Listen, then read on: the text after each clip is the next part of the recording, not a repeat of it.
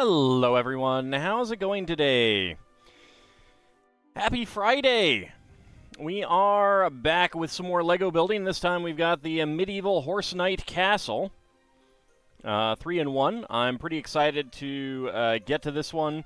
It was actually teased a little bit on another 3-in-1 set that we haven't built yet, but I do have.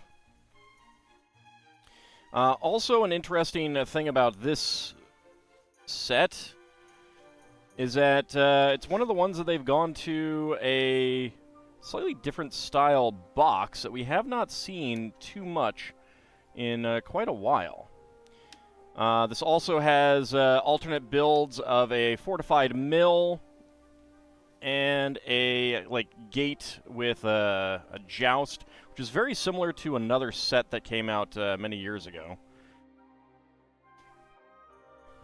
Maybe not many years ago. Alright. But rather than opening at the... Oh, did I... Yep. Alright, I missed some tape. Hold on. You might have to pick this one up. I may have to pick up some extras of this one.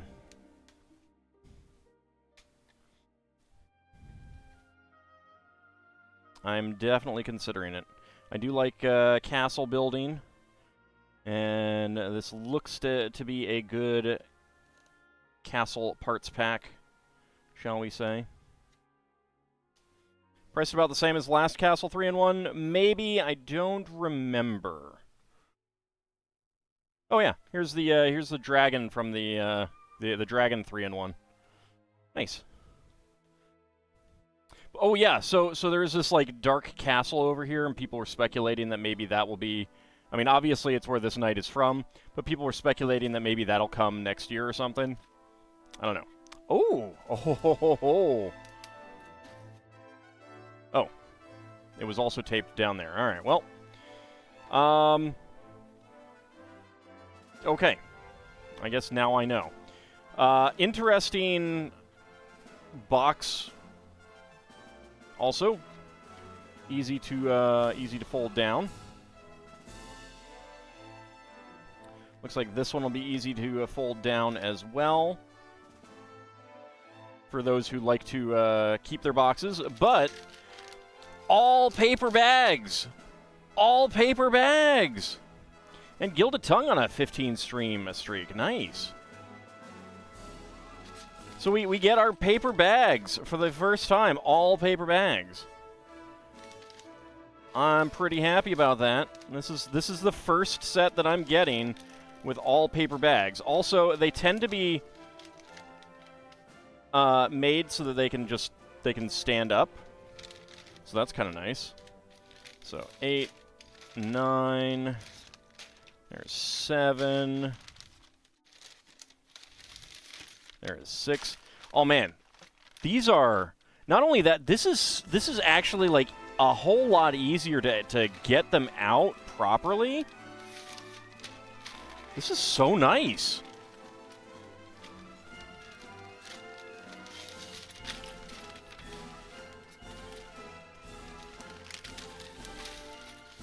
And they're standing up so nicely in the in my cubby next to me.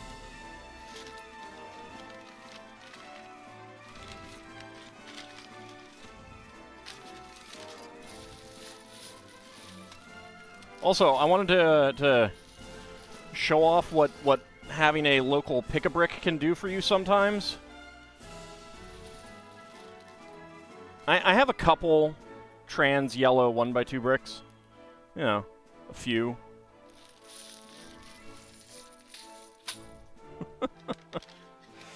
There is our instructions. I don't know if there's any stickers in this. There aren't usually stickers. Oh, 11. That goes back there. All right, so bag number 1. But before we get going,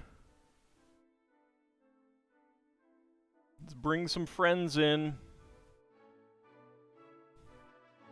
There we go. They look too much like lemon drop candies. So much easier than the 1 or 2 perforated bags for a 750-piece set. There were more than that, but And they're perforated for easy tearing along the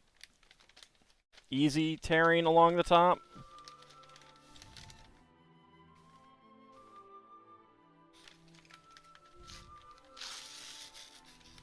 Easy tearing along the top. Whatever.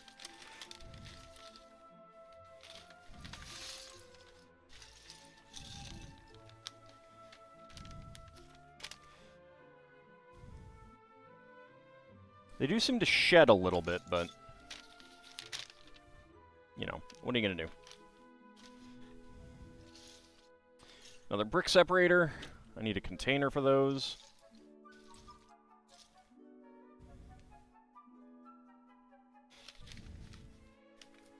So we had some like this. I know what you meant, but there were a few more than just two. One or two. It was about the same number of bags. It's just that it wasn't set up for, like, to build in order.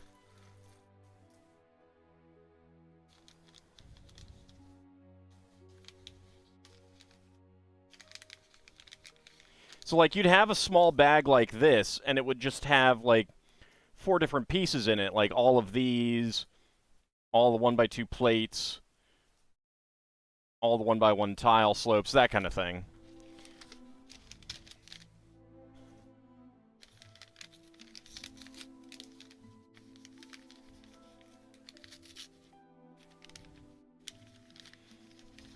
Howdy, Minor Trader. How's it going?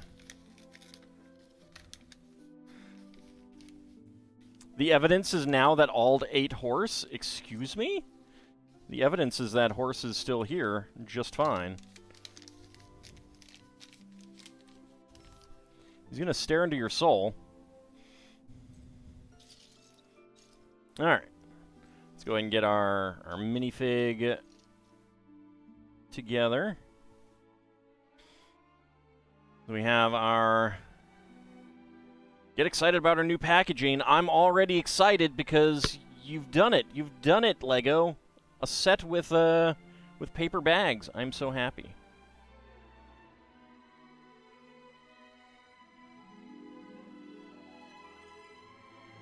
But horse is here now, too. Alright, no armor for this lady. There we go. Get the feather, the visor. Okay. I'll look for the weapon and shield in a moment.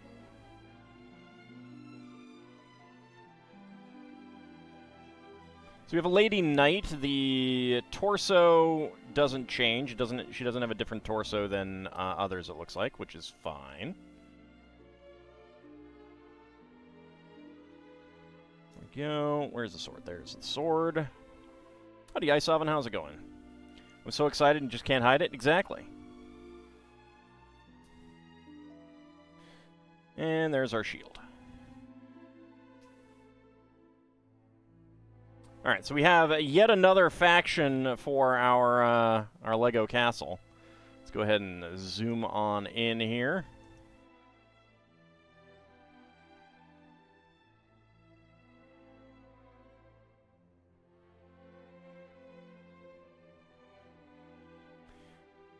I'm not sure if it's intentional, but it does look like a hoof.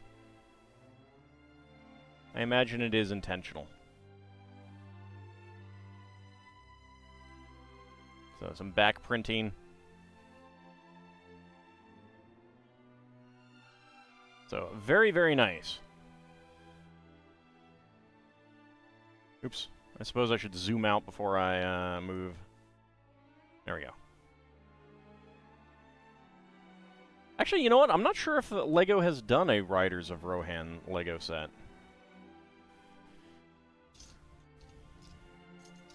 Thinking about it.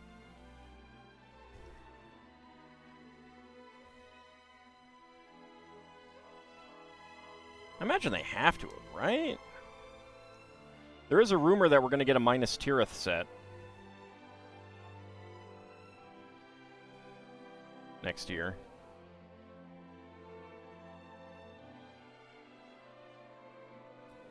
Also, I don't know if it got fixed or not, but it apparently the printed tile for the Enterprise may have an error on it.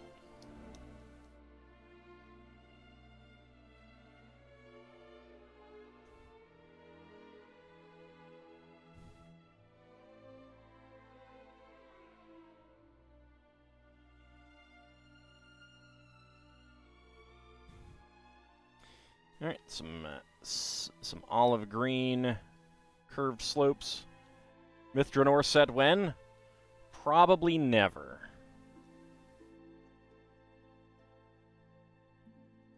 I figure they would have announced another D&D set by now. Or at least, like, there'd be rumors of it. On the other hand, there have been times when we didn't know about a set. Like if it's a Lego exclusive, it is possible for them to keep these things under wraps. It's impossible for them to keep retailer sets under wraps because that information has to go out to the retailers pretty early. And if it's a Nintendo set, then Nintendo likes to announce things really early. So there is another Zelda set coming out. I think March or April next year, maybe.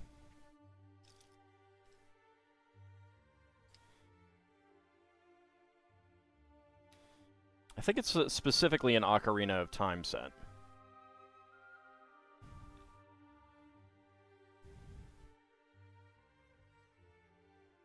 Because I believe it has Navi in it.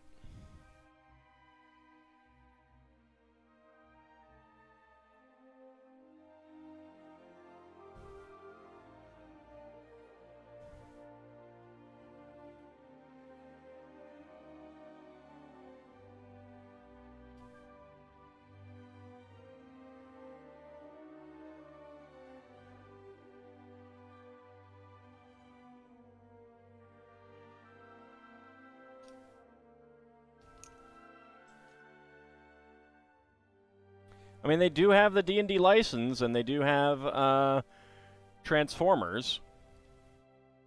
So they have a relationship with Hasbro. I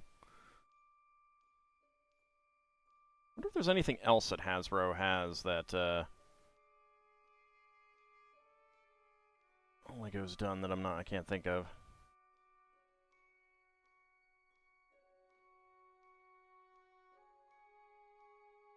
I mean, the existing D&D set is a generic semi-Forgotten Realms set, so apparently it has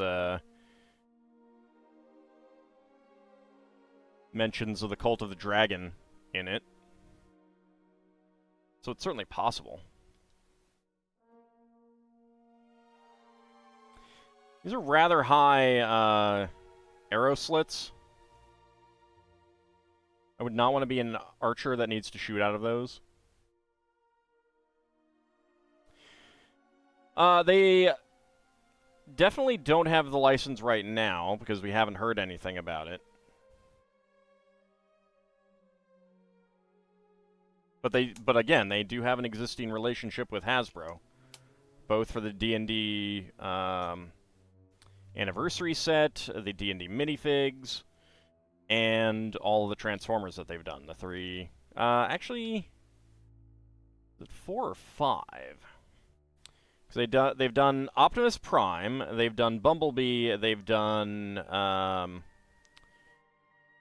Soundwave, and I believe there's 1 or 2 Brickheads as well.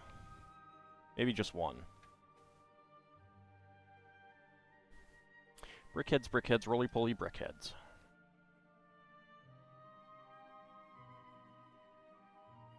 What you're definitely not going to see is a Starscream or Megatron.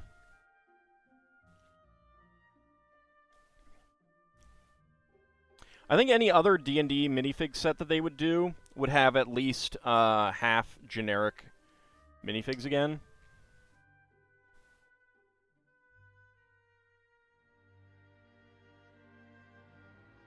Because one of the goals is, you know, have a minifig that represents a PC.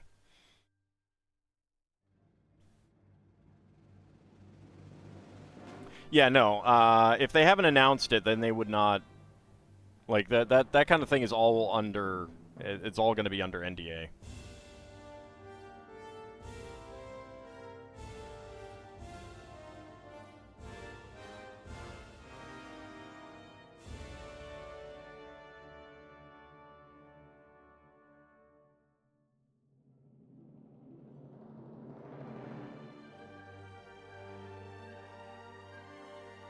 Wouldn't surprise me if we get a Lego Mac Classic at some point.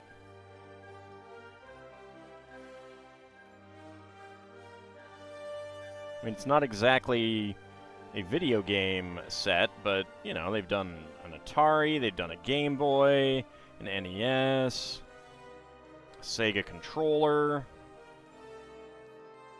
an arcade machine.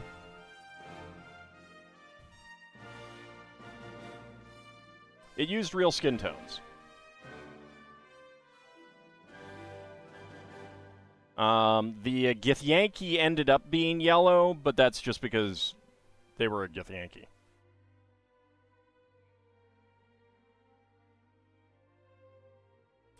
Like to see a Lego old school IBM? That I doubt they would do. Like, the advantage of doing a Mac Classic is that there's a lot of Apple fans out there. Like, people who are just fans of Apple. I don't know that there's a whole lot of people, comparatively at least, who are just fans of IBM.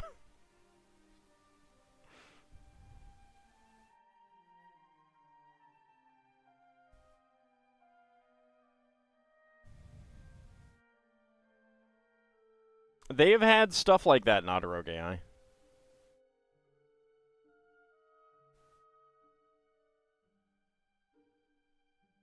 Alright, so beige window panes in here.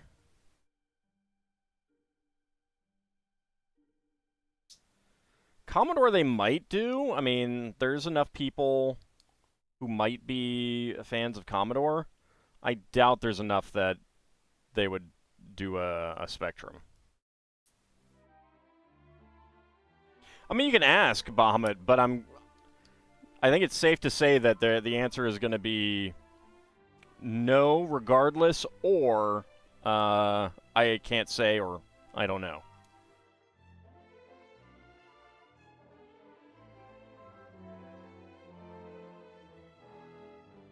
Yeah, I'm looking forward to that one. I'm definitely looking forward to that one. Next weekend is going to be a double VIP points day as well. And then the week after is Black Friday with some sales, and they will have...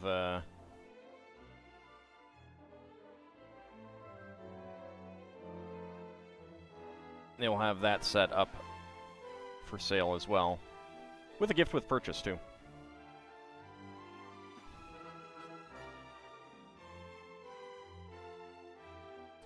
Right, but if they're working on anything, then they're not going to say. And if they're not working on anything, they're not going to say.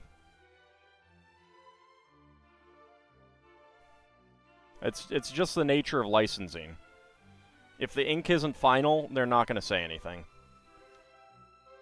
I remember an anime, U.S. anime studio distributor commented on getting a popular show licensed before the ink was dry on the contract, and so the Japanese company backed out. So, that's, you know, it's a good idea not to say anything until it's formalized.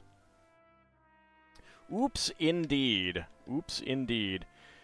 Can I recreate Erdrick in minifig form? I don't think there's a blue helm that can take horns.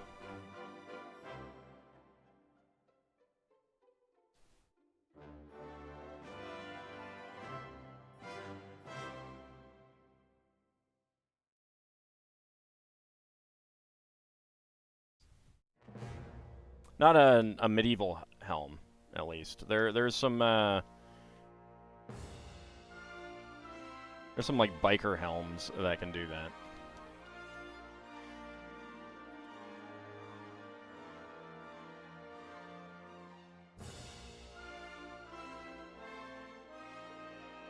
And there's obviously no correct printing for any of it.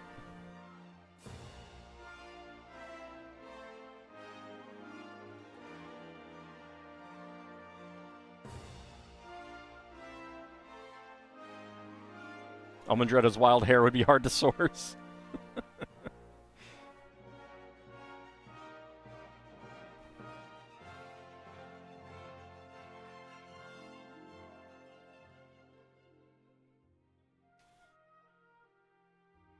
Well, if they ever did, Bahamut, like if it ever got leaked, I would definitely say something to you, like, as soon as I saw. I saw it on a 3-stream streak, very nice. Right now, we know what the January minifig set is going to be. And actually, I goofed this up. The January minifig set is animal costumes. The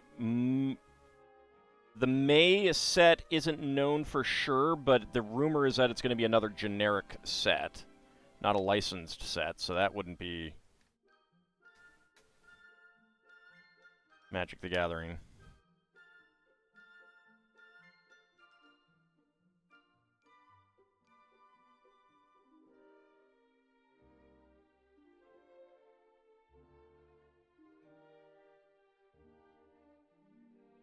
All right.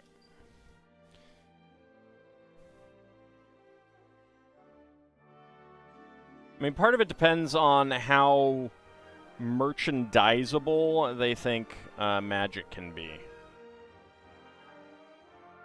I don't know how merchandisable it really is. All right, so extra parts. We got a 1x2x2 black lattice window pane, a gray 1x1 tile slope, and a red feather flame piece.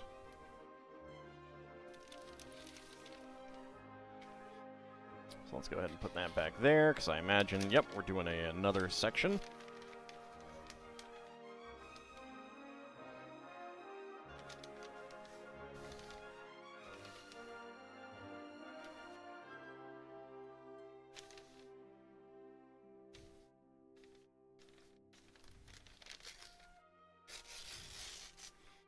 Well, okay, so here's an example.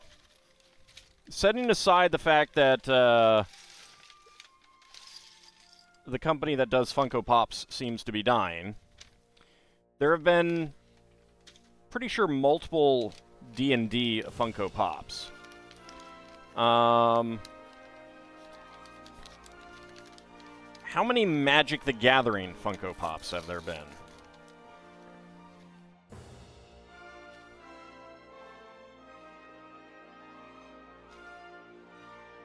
Nope.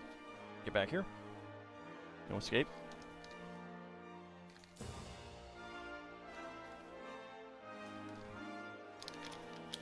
A few, okay. Fair enough.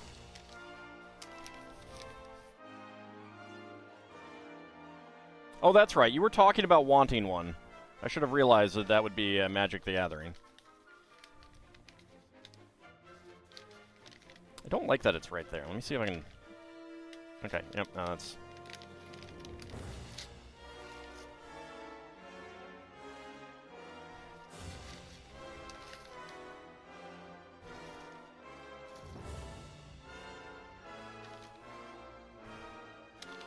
Yeah, that's my plan. Because I'm going to start something large on Wednesday. That's my plan.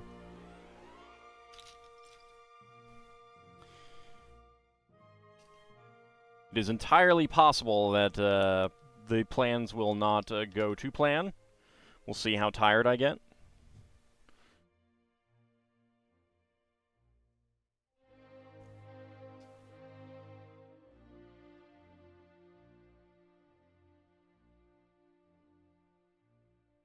But yeah, I mean, like, so it'll depend a lot on whether they think that Magic the Gathering fans would buy a minifig collector, collectible minifig series. I have no idea one way or the other.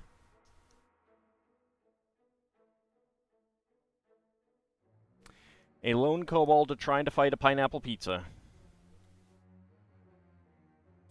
Don't you mean he's trying to chop it up for its evilness?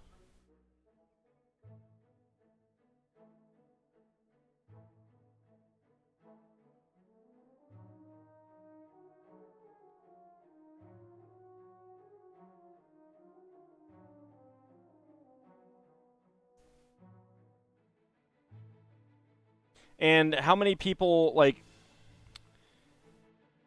one of the worries that they might have is, would this be too niche if they did a Magic the Gathering set? Would it just attract the Magic fans, or would it attract new Lego people, kind of thing? And how would the existing Lego fan community react? Then again, they did F1 race cars for minifigs, so you know what? Maybe everything is open. Don't mind the long cat.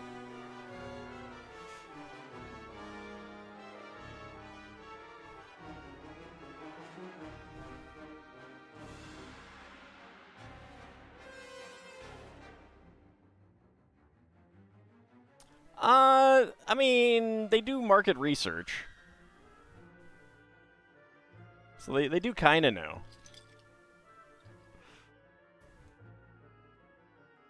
I mean, the market research isn't perfect.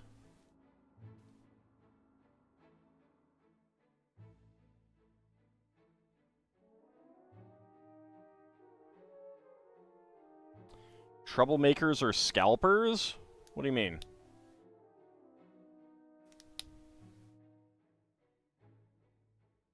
I mean, there's already scalpers in the for Lego minifigs. I don't know that this is something that's really going to be unusual.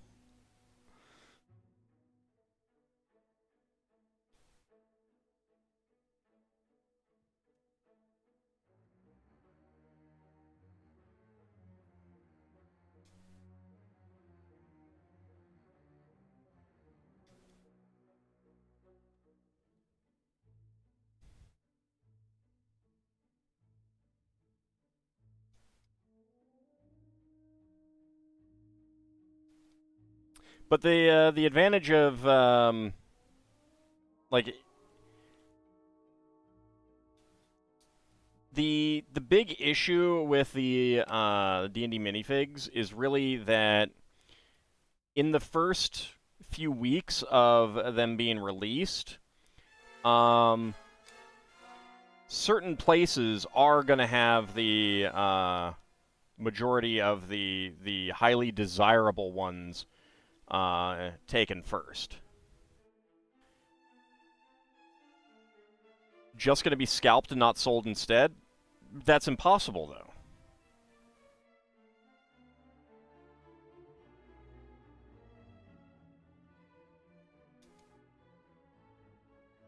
Like, you can go to the Lego store, you can order them. So you can order them online from Lego.com, but you can't identify what you're going to get. The advantage of going to a Lego store is that you can scan the boxes. Now, the issue is that there's 3 in each box of every type, and if there's a highly desirable one, then people will go on the day of release to Lego stores, scan the boxes, and grab all 3 of the desirable ones. But the thing is like, it's not terribly sustainable if Lego has properly, anticipated the size of the set's desire. After a few weeks, maybe a month and a half, you can get the one that you want, generally even at a Lego store.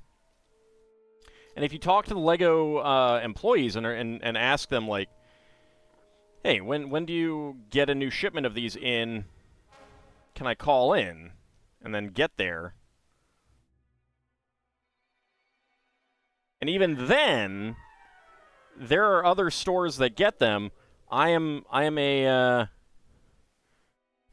firm proponent of, if you can't find what you want at a Lego store for the Lego minifigs right after it releases, go to a Barnes & Noble.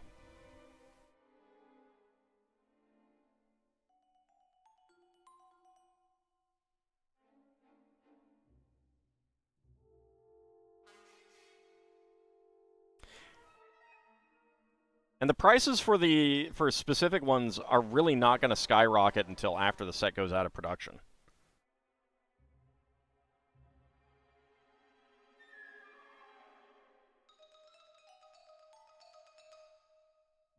Like, there's going to be enough people undercutting that someone who, you know, like, let's say they come out with a Johnny, and a Johnny's super popular and he's difficult to get initially. People are going to still, like, not be able to sell them at, like, $25. Like, it's just not possible. And Lunatastic, how's it going? Let me get you a shout-out there.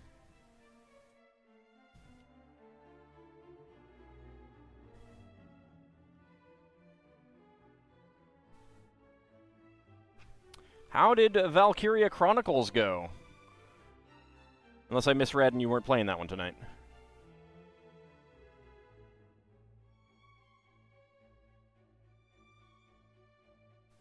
It's a very good game. I may have been tempted to start replaying that after your stream.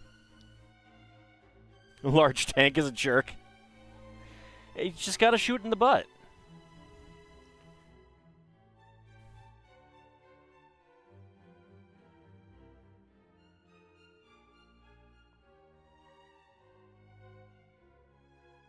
Like, that's just all you gotta do. Just shoot it in the butt.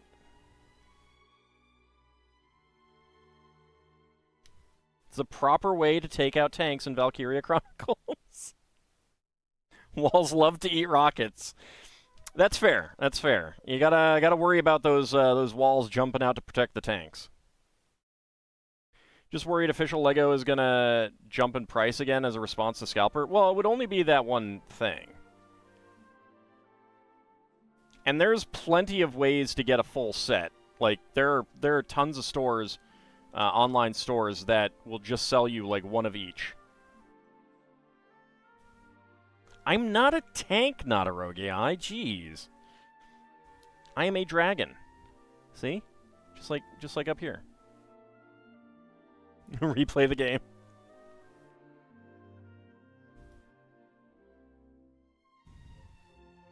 Hunt for the elusive Daggerfall Void that Get Daved discovered, and I have wanted to experience myself.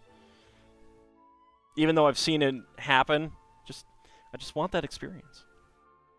A dragon built like a tank. I mean, I am plastic.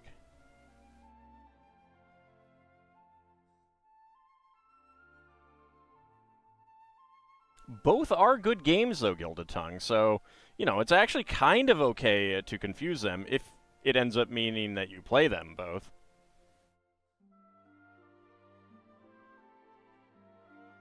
Come to me, my ein Harryar. I love the voice lines in it. So good. Oh, maybe I should try ripping the voice lines from that game. I was thinking about what voice lines I could try ripping. That's a good one.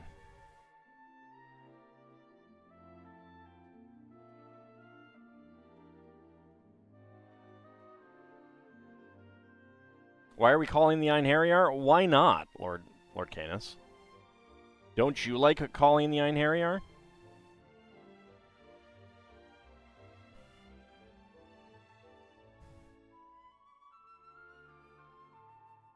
The petitioners of the upper plains?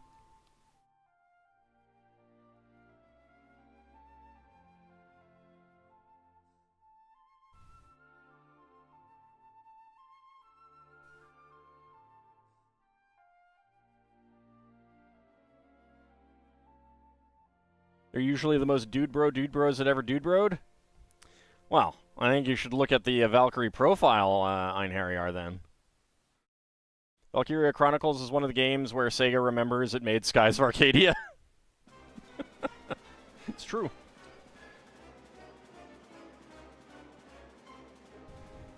It is annoying that they aren't, like, there aren't more releases of remasters for games like that.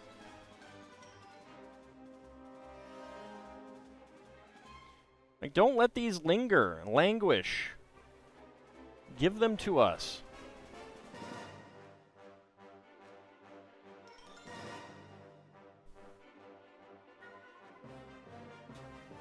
Because I've never played it, and I want to. But I also don't really want to spend the time necessary to figure out GameCube emulation. Or not GameCube, Dreamcast. I don't know why I said GameCube. Well, I mean, if they were going to port it, then, like, they'd remaster it too. They wouldn't just port it at this point.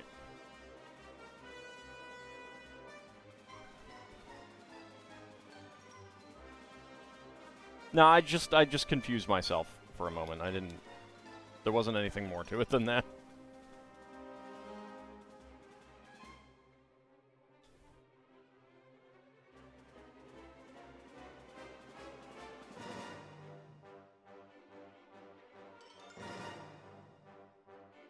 Like, it's really interesting what games get the remaster treatment and which ones don't. Like, Grandia 2.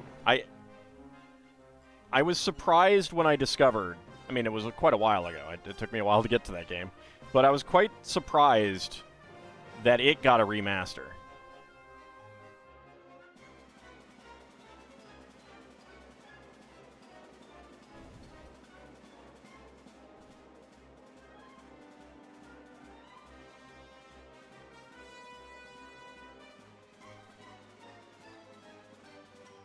But I mean, Sega's also been doing a lot on PC lately.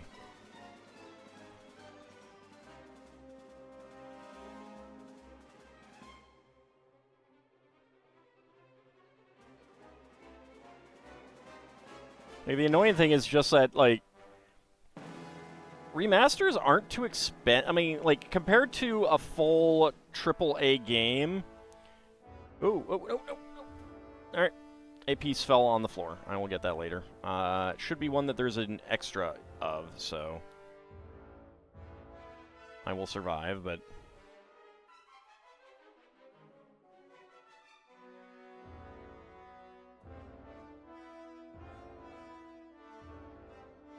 like, a remaster is not a full game. It's not like, you know, doing it from scratch.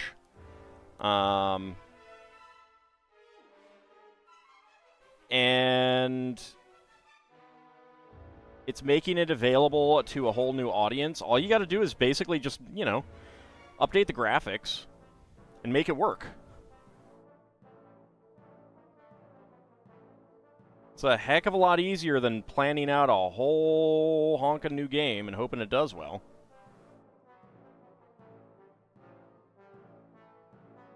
Well, it's a round piece. It's a round tile, in fact. Also, in my youth, the Lego had much more to worry about from me than it had to worry about than I had to worry about from them.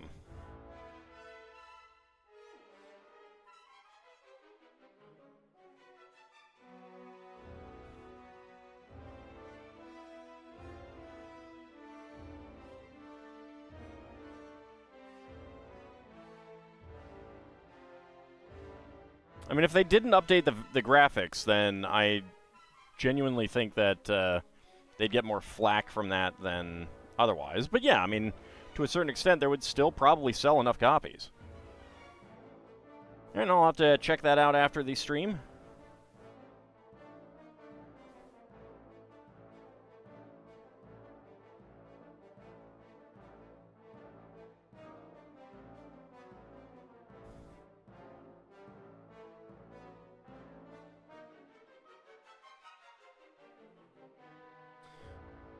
Alright, 4L axle.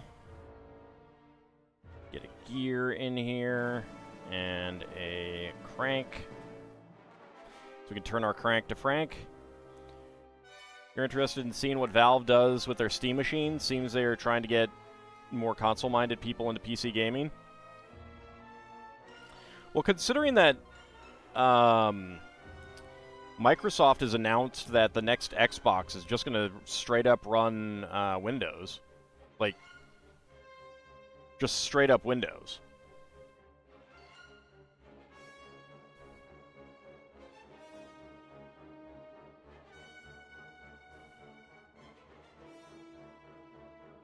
I think they probably would have done that by now. But I don't know. There's always a chance. They did add some features very, very late. Like after they'd been out for like a year.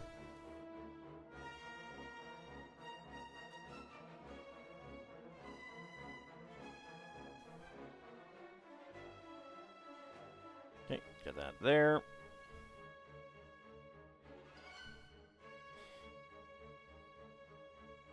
Now we attach the chains.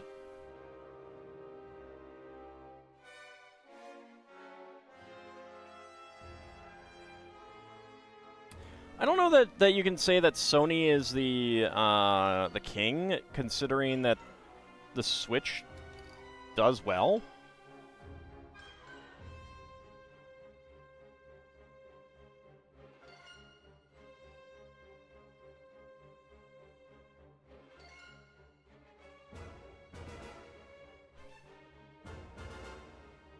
All right, single log brick right there.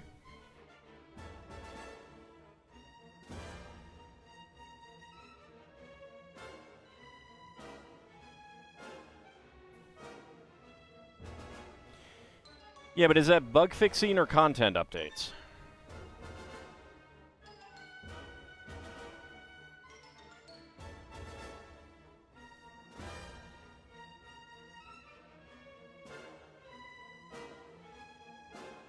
Need to plug your Switch in again, get a game for the next community game night.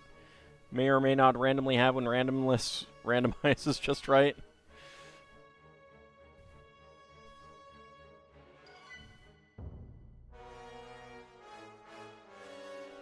You mean a Mario Party game? The game that ends friendships?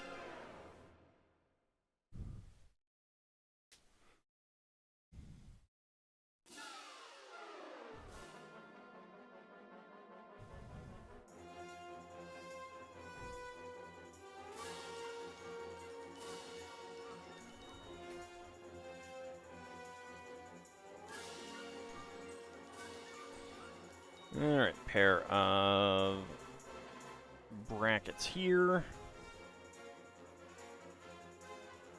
Billion Road. Ah. I have not heard of it.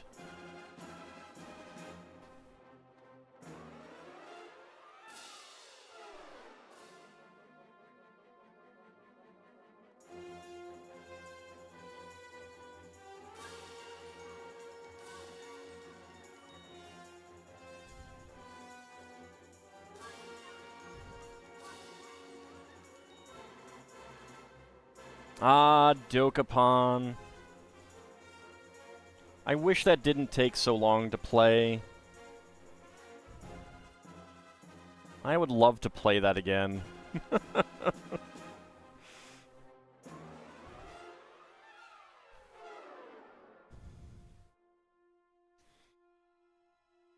Even if Zerfall and JG did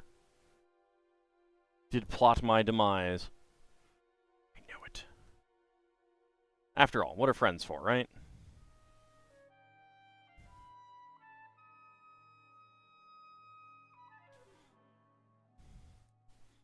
Actually, it was Wit who is the true evil one.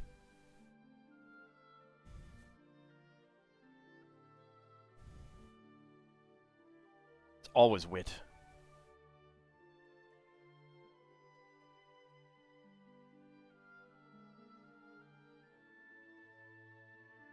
Friends, fiends, what's the difference?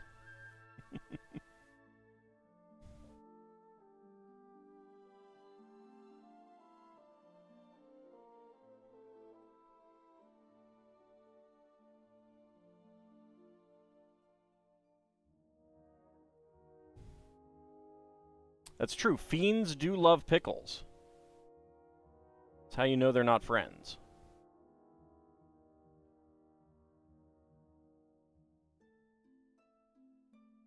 Friends don't let friends eat pickles.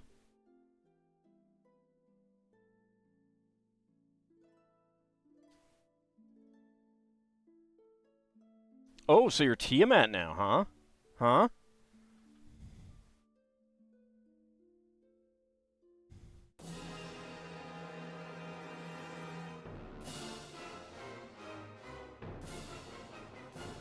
What about pickle relish? Hey, if it has anything to do with pickles,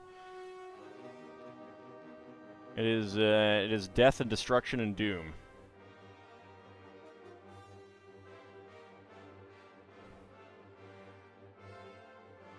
Garrix? You've become Garrix?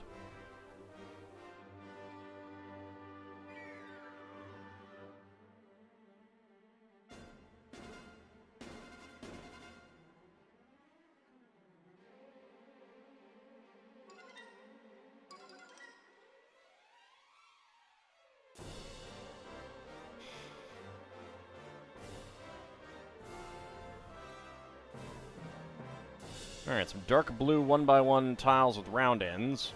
Not in the same place for some reason.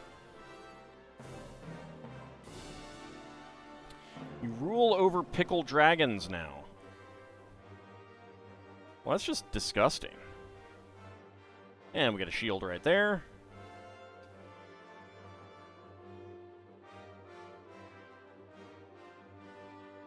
Alright, so spare parts.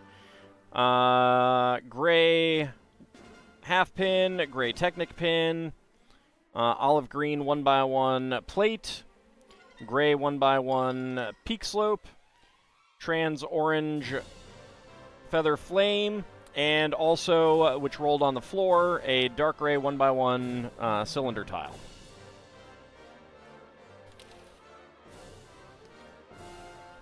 Imagine not adding pickles to pizza. I can very easily imagine not adding pickles to pizza. Because I'm not a psychopath.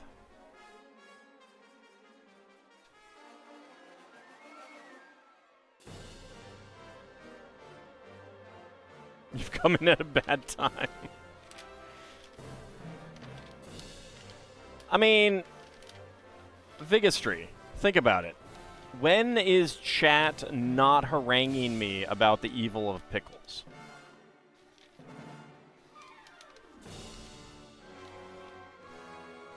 They are evangelists of evil, and I am an evangelist of goodness and light.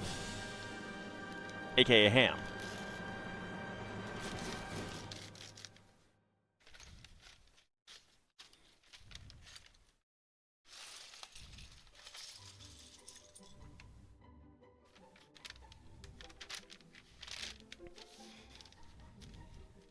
Chat challenge, don't talk about pickles with Ald. Impossible.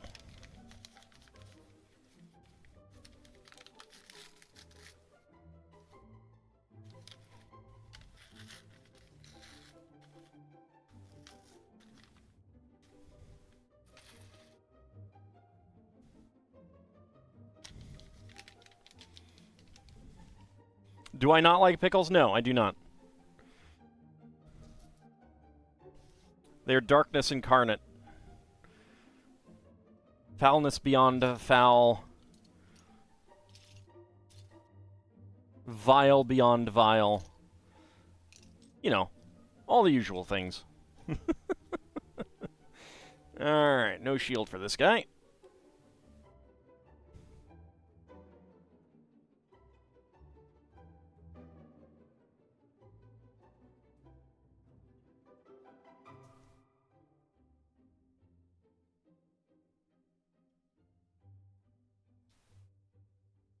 There we go. We got our A guard with a Norman helmet. Same torso and legs as the Lady Knight.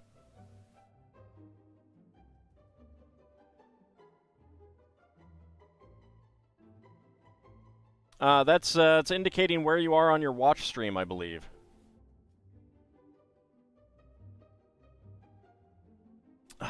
Look at Kinshir.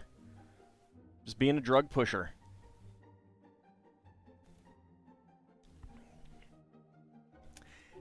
Neither plump nor long, but is green.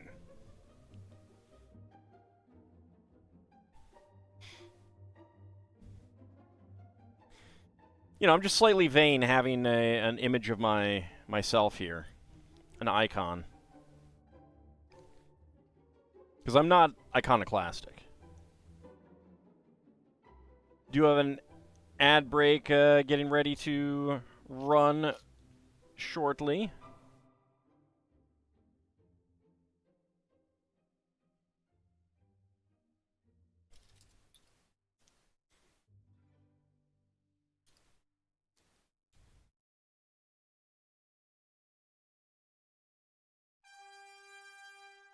You'd be making Irene of Athens jokes left and right.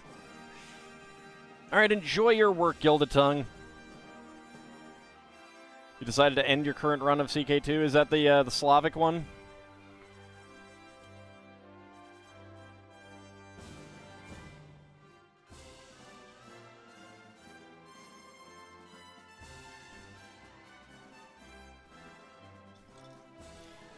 I mean, really, you should just tell work to take a message. To leave a message.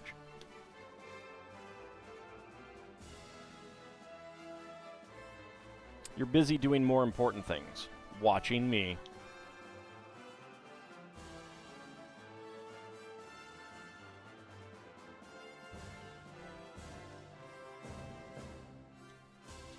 You get extra points, and you can share your watch streaks. That's what it's talking about, Vigastry. How many streams you've watched in a row, in other words.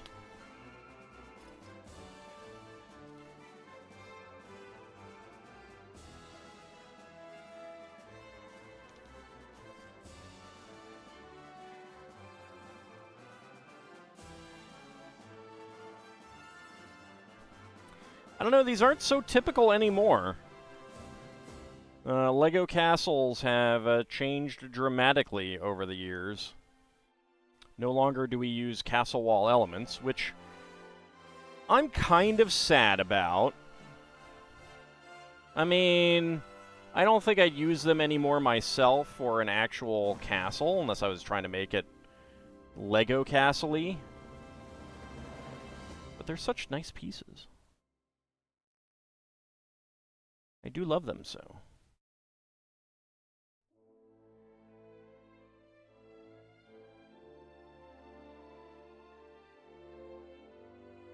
And I kind of miss them. Although, my largest selection of them right now, I think, is dark gray. Old dark gray, I should say. Not current. New dark gray.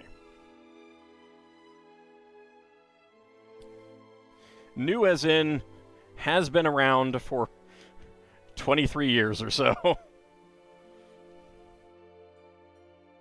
Will Alden include Lego elves to spice up his castle collection?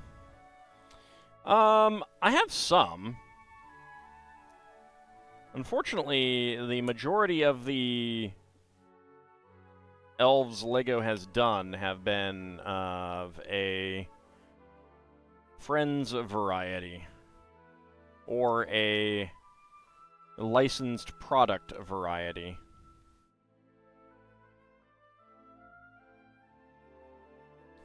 So there aren't too many yellow elf ears. Unless, of course, you want Santa elves.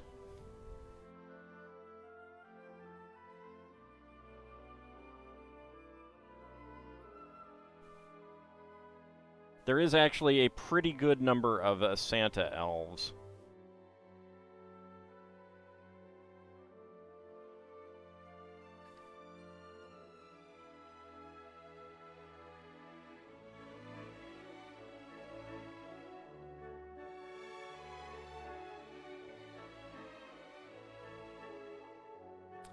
No, I'm not saying that they are that there's anything wrong with them, but it is a different style of figure. So it doesn't look quite right next to minifigs.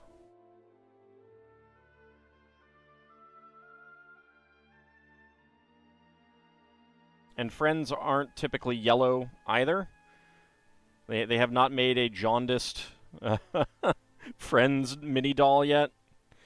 Do have an ad break just about to start any second now.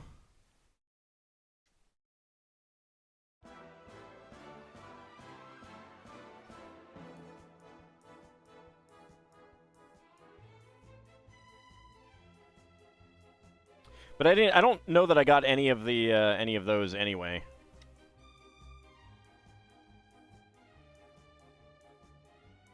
I do regret not getting any of them, though. That would have been nice.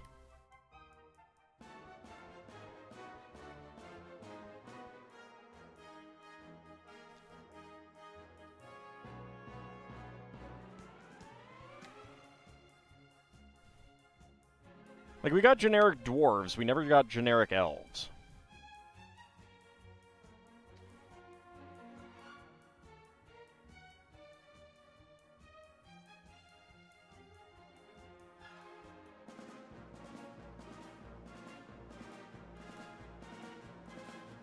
That would have been fun. I don't know why we didn't. I don't know why we didn't. Well, it might have just been Castle kind of fading away around that time.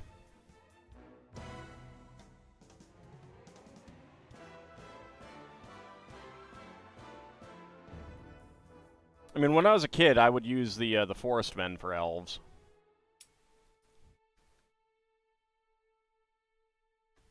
Makes sense, you know.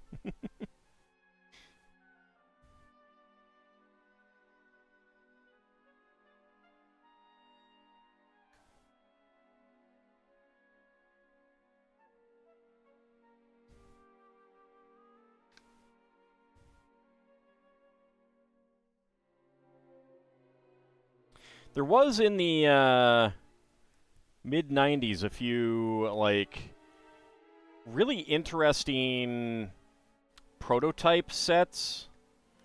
There was a Dwarven Mine back in, like, the very early 90s. Around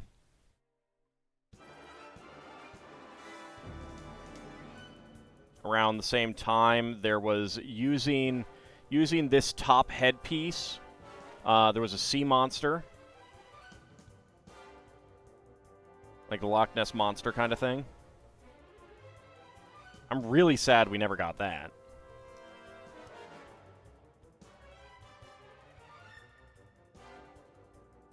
There was going to be an extension of... well, not an extension, but, like...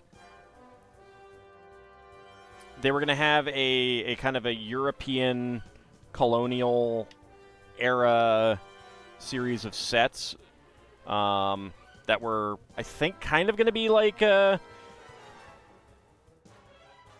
Castle.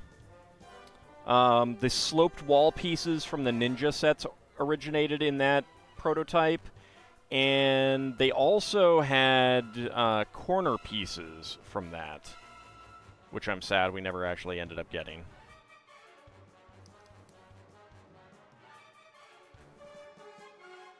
There's some cool stuff there that never saw the light of day.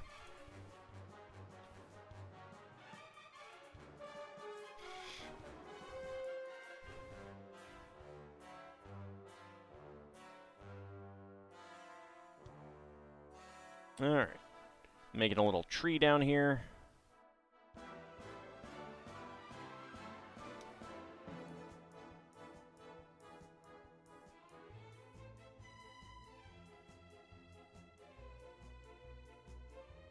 There was also a Dwarf Mine castle set.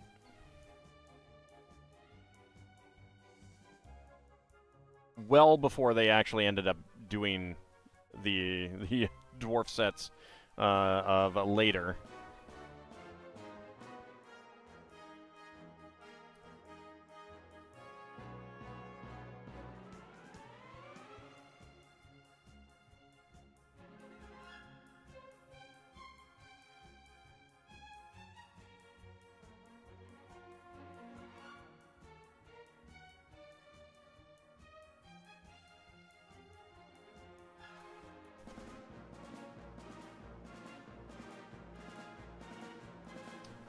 Okay, did I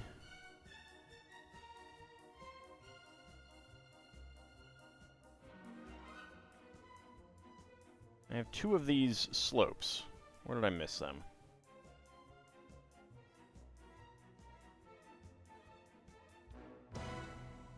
Ah, alright. Over this 1x2 plate here.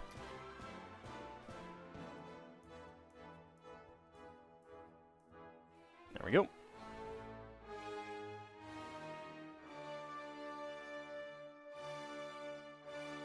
Alright, so spare parts, green 1x1 cylinder plate, brown 1x1 plate.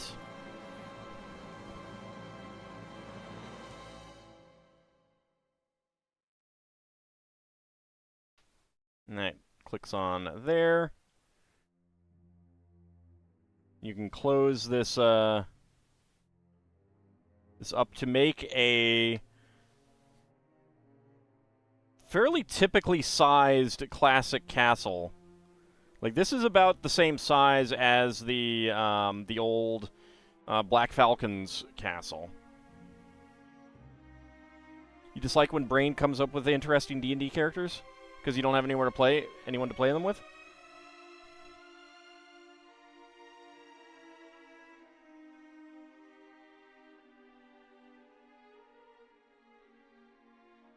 Well, you could talk to Lord Canis. Maybe he'd be willing to run something for you. I know he's been looking for people to play with.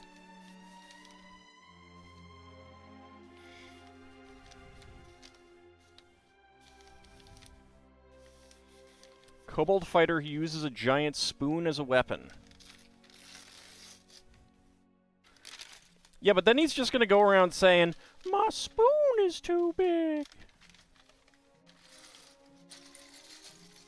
My spoon is too big."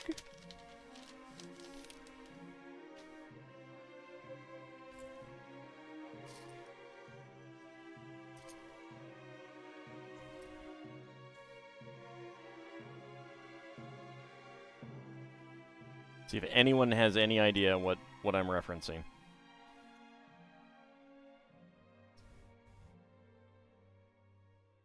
You just imagine what a gnome heat attack would say.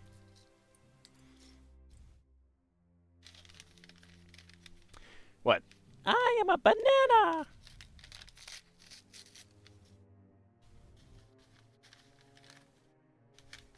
What is that a reference to? That is a reference to Rejected by Don Hertzfeld. See? Lord Canis is a man of culture.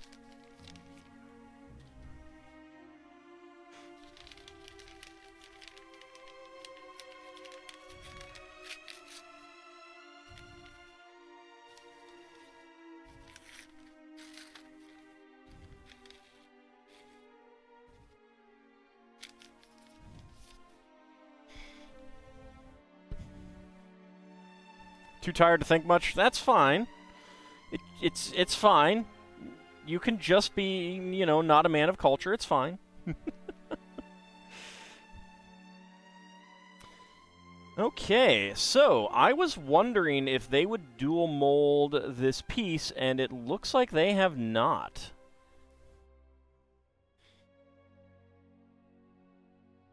Where is the king? Where is the happy king that we had?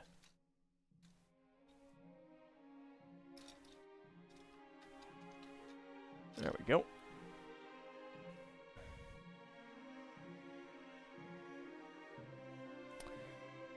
Yeah, looks like it is the exact same mold. That's actually pretty nice. The fact that that this piece didn't stay relegated to the collectible minifigs. We'll have another Happy King over here.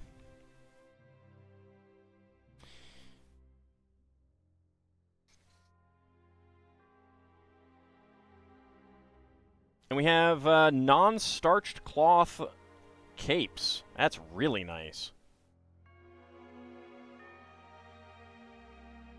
Get back here, head. I did not say that heads would be rolling.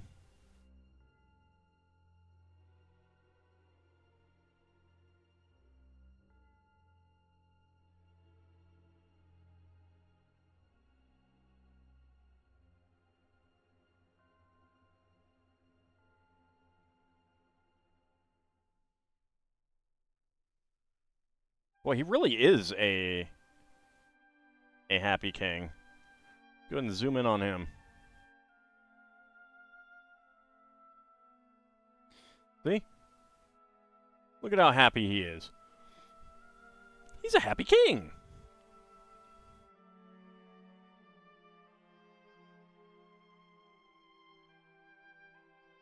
I love the cloth, the actual cloth for the capes rather than the starched cloth.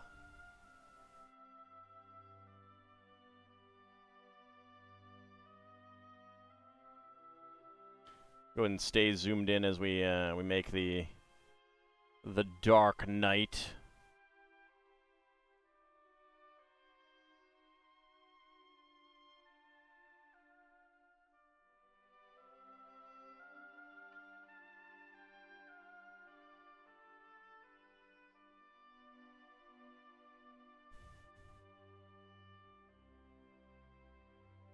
And a yellow feather, which I'm not sure if we've gotten before. Yellow feathers were fairly common in Classic Castle. I like the little purple lines.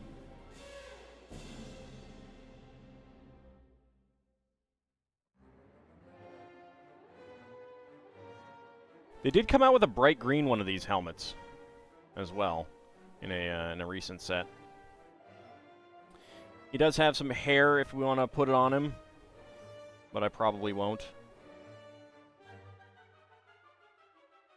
Alright, where is the King's Shield? There it is.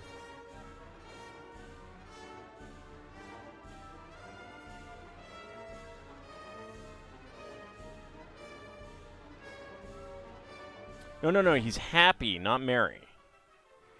I am not a merry man.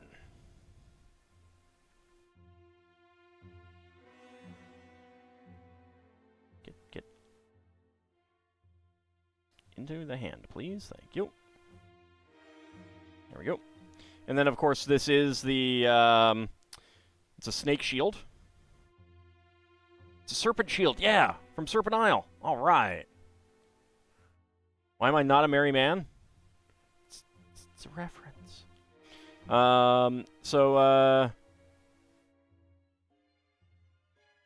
This is, of course, the shield from Link. This is Link's shield.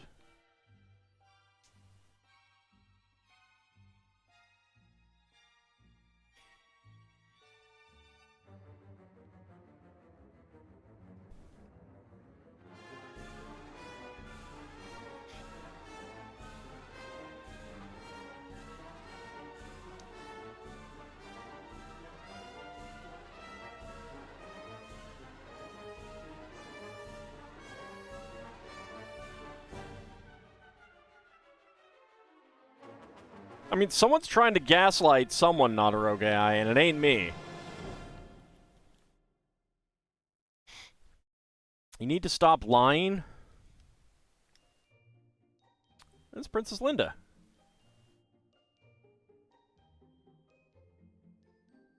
That's Princess Linda. She's back. Along with Horse. Horse is back.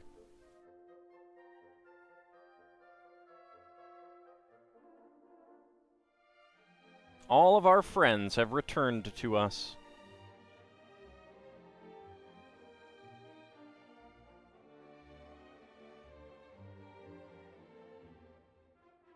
Didn't even notice Princess Linda.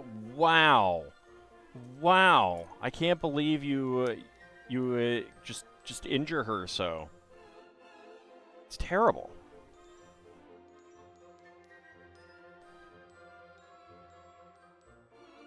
Yep, I'm here too. Can't get enough of my breakfast soup.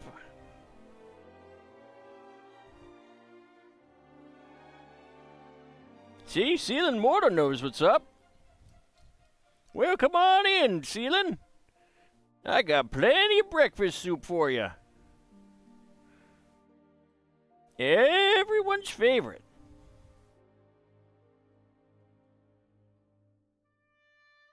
Everything's better with breakfast soup.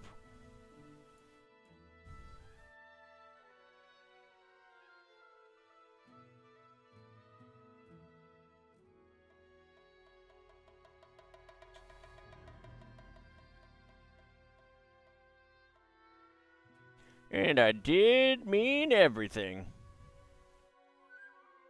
I'm not a hobbit, Lil Bunny.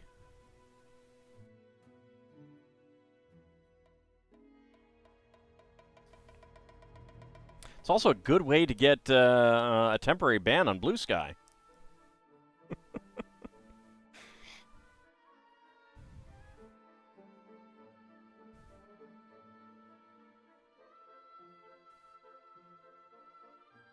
More of a hambit.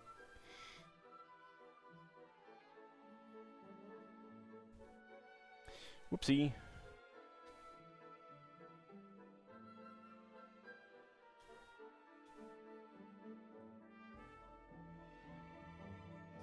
No, not calling someone a hobbit. Calling on someone to die or be killed is... And it's not a ban, it's a temporary suspension. As some people have discovered, by being pretty dumb.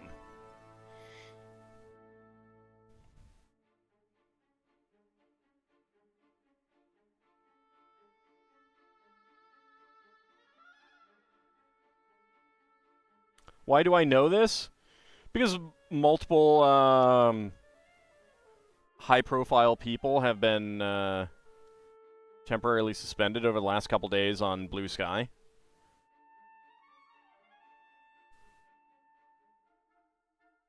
And I follow people who talk about things.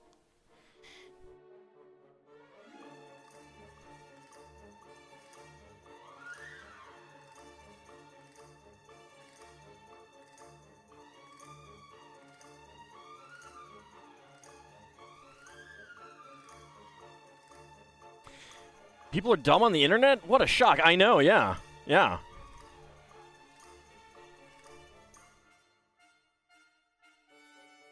And it sounded like there were a spate of people who were like, oh, it's so terrible that you can't even say that someone should go kill themselves or be shot in the face and not get a ban, and then they get a temporary suspension, and then they get a temporary suspension, and it's like, guys, really? How are you so dumb?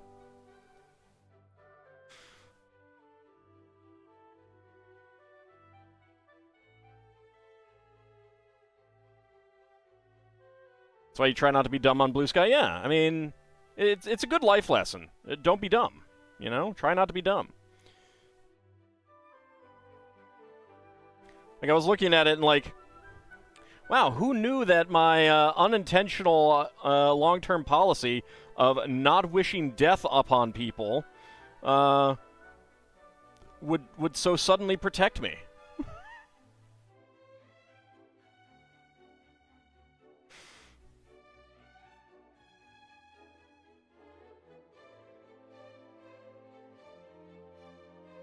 I have found it surprisingly easy to not get a temporary suspension by just not wishing harm on other people. Who knew? Who knew? Who knew it was that easy?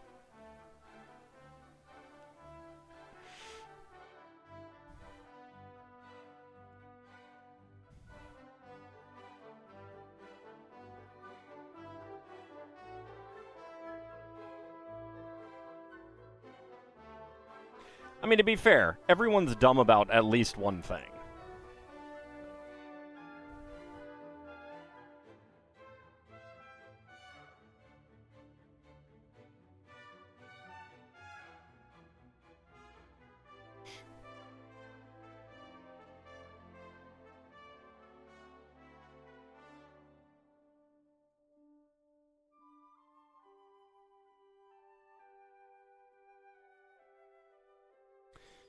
Alright, let's get the little horsey legs on here.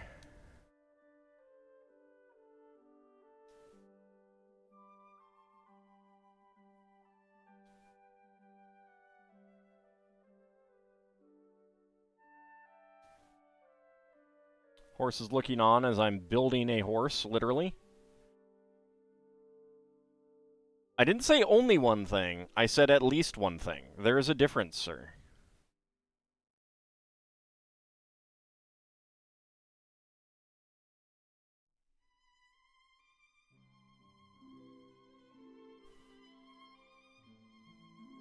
Horseception. It sounded a little unfortunate to my ears.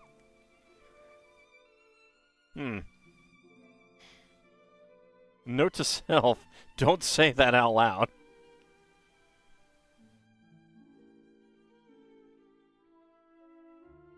Why do horses always look like galloping tents in those long cloak armor things? That is called a caparison. And it's fanciness. Why do women wear gigantic dresses for fancy events?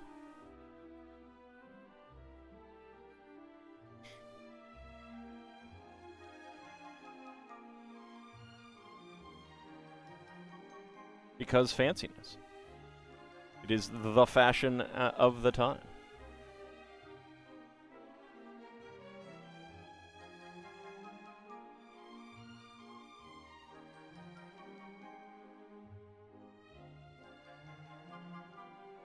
Oh, it doesn't even have to be political, though, Bahamut.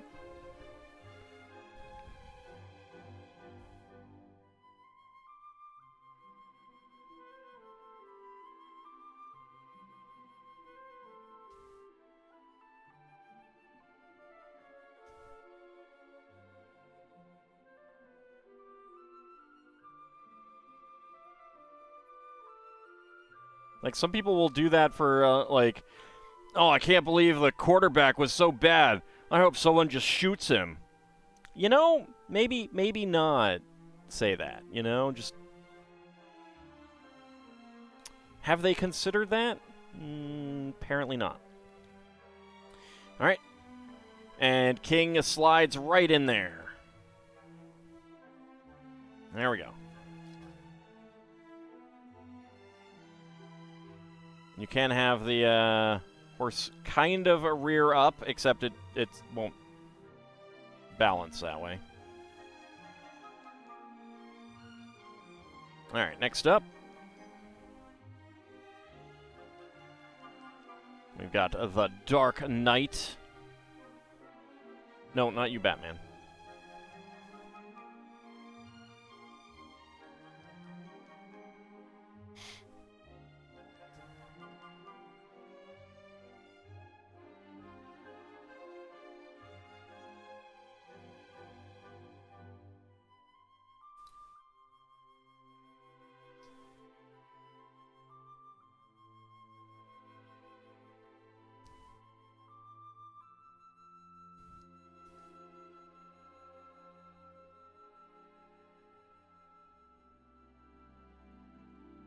Sometimes all it takes for people to be stupid is for them to just get angry.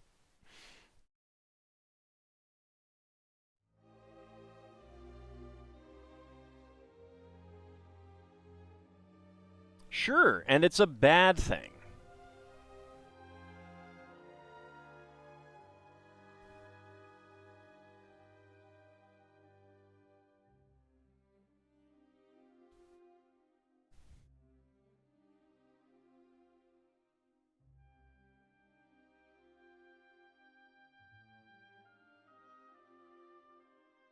I mean, there's no one to enforce it if you do it in the privacy of your own home. But if you do it out in the open, in public kind of thing, you know,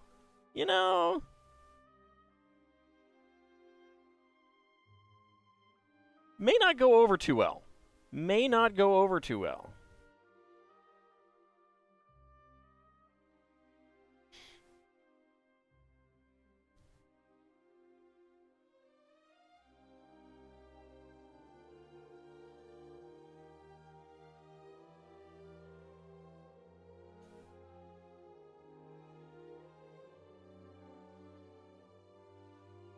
Yeah, I try to be calm as well. I find that is a generally good tactic, good strategy for not not causing issues. Yep. Yep.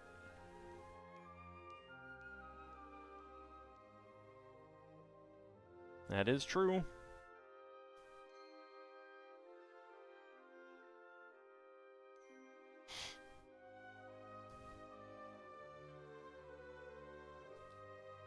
Getting all of these 1x2 tiles with angles is pretty nice. Black, blue, white, and yellow. 3 matching pairs of each. Pretty nice.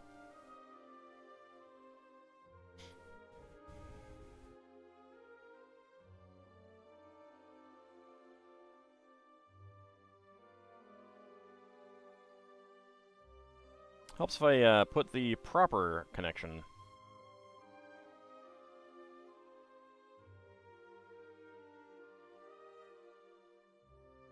There we go.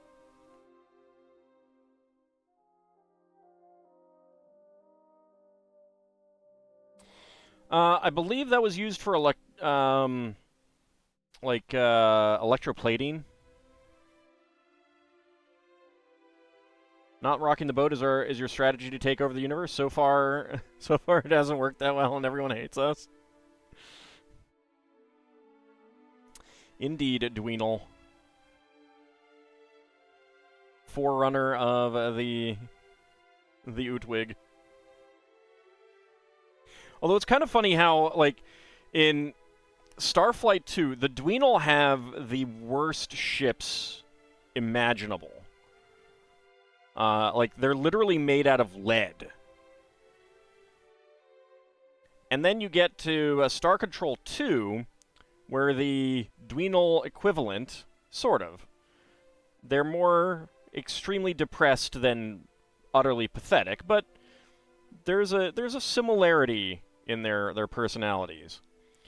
And their ships are one of the strongest in the game.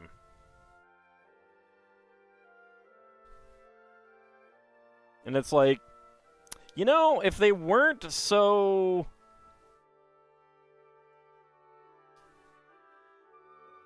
If the Utwig weren't so Utwig, they could probably take over the galaxy.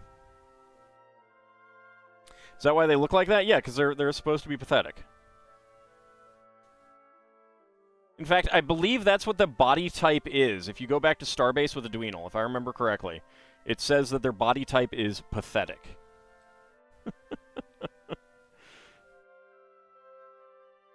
At least with a ship made of lead, they're well protected from radiation. That's true.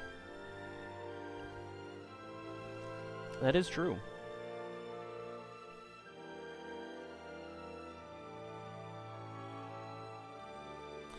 But at the same time, it's entirely possible that the radiation would just be like, it's not even worth killing them.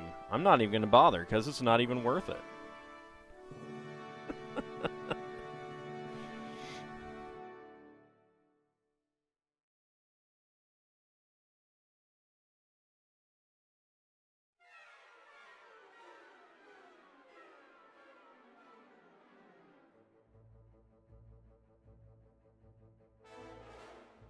Kind of like how the Spathi are cowards, but they also have one of the best ships in the game.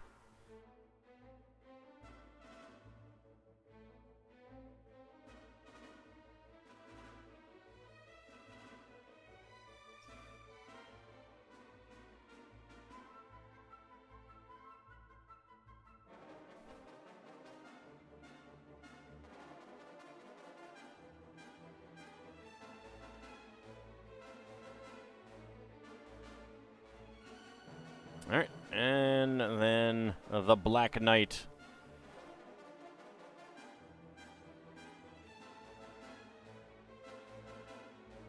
Alright, so we got the Black Knight and the Happy King. Alright, spare parts. We got 1x1 tiles with round ends in gray, white, and black. 1x1 plate in dark gray. Dark gray 1x1 tile slope. Angle bar with stud in black and gray. And a yellow feather flame. Bumblebee Knight. A Blacktron Knight. It's a precursor of the Blacktron.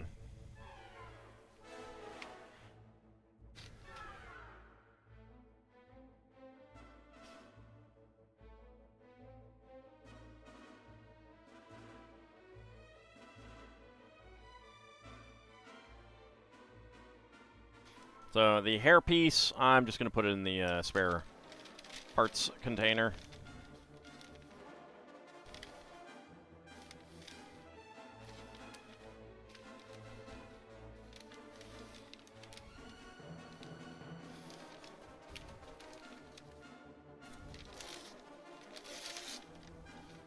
Well,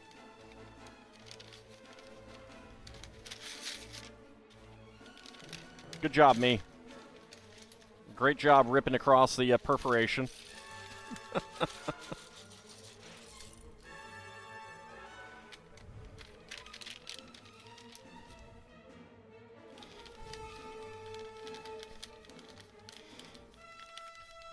I'm looking forward to the new Star Control game coming out under Distant Stars.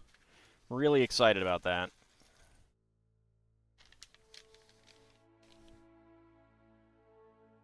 Hey, they perforated it. I'm going to use the perforations.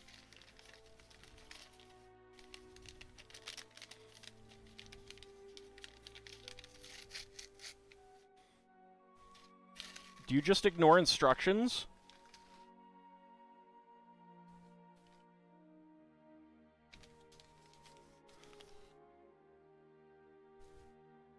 I don't ignore instructions.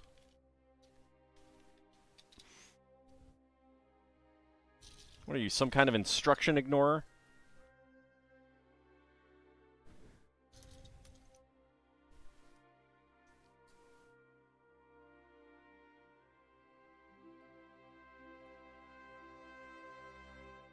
Can't believe there's instruction ignorers around here. Jeez. Terrible.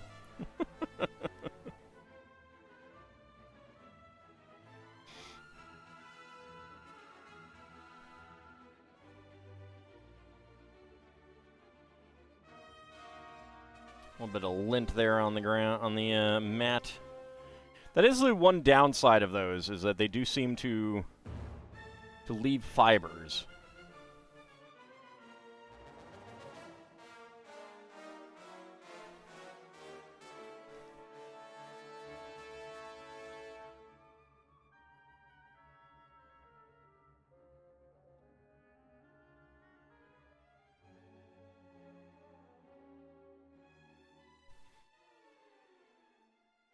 Very large set of plates here. Well,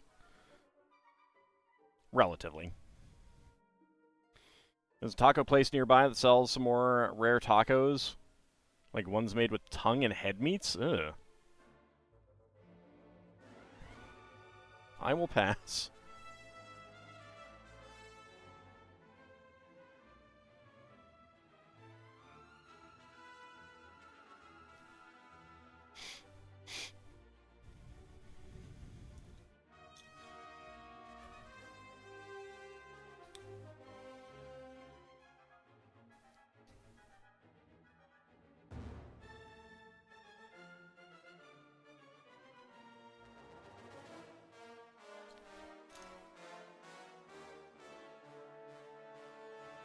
I swear I keep hearing something behind me, like, about to fall. It's making me nervous. Those Lego boxes back there, they just want to really, really be built, those sets. And I'll get to it. I'll get to it. Jeez. Hold your horses. I'm building a castle right now. Takes precedence.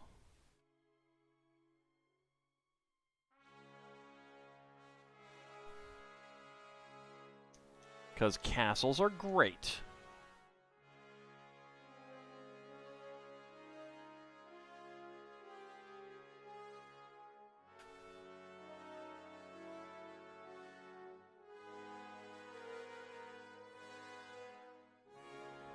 That's true, I did. That is true. That is a good point. But they didn't hold their horses. That's the thing. I held mine. Now they need to hold theirs.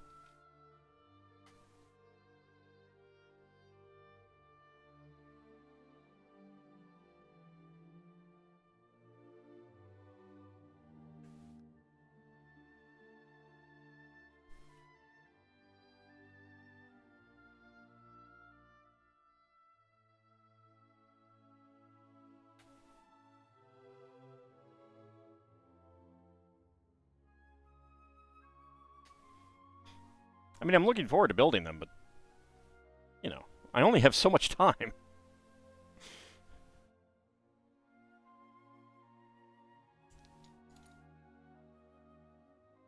One day there will be time enough at last. Then my glasses will break.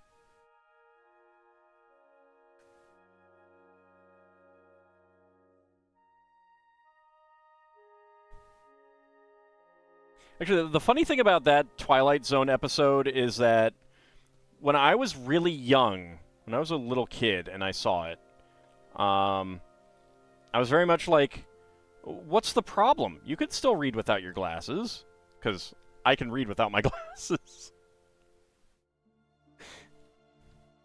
Didn't occur to me that there are other people with different eyesight issues. Different sorts of eyesight issues, I should say.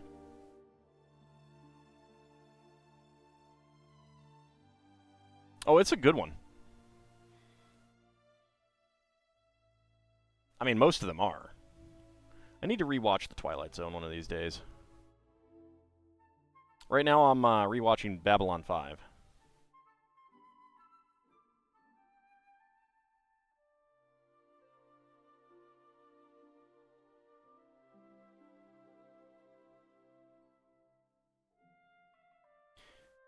Must be nice. You take your glasses off, you can't even read the top line of the chart. Well, I can't do a whole lot else without them, I mean, in terms of detail.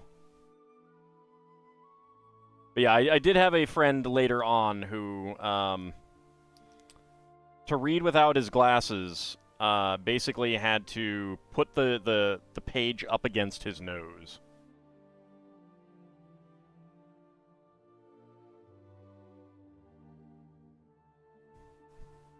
Oh, don't worry, Lord Canis. I have never forgotten. Ever. It's actually kind of fun to, like, watch back through when you know all the major plot points and beats, and, like, look at the various points where it was like, okay, yes, set this thing up in the future, but obviously was thinking about it being a bit different.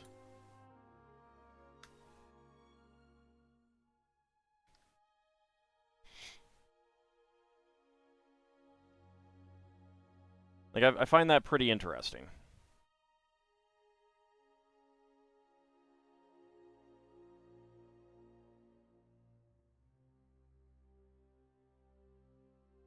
According to the to Babylon 5, has stated that every alien has a version of Swedish meatballs. Yes. Yes. I actually just watched that episode.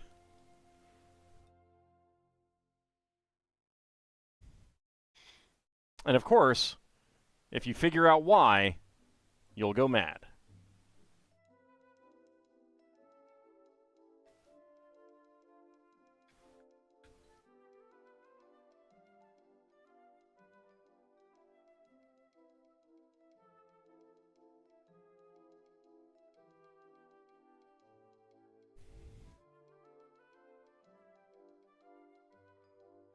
You have Babylon 5 third space movie? Nice. You figured out why and you feel fine. Or do you?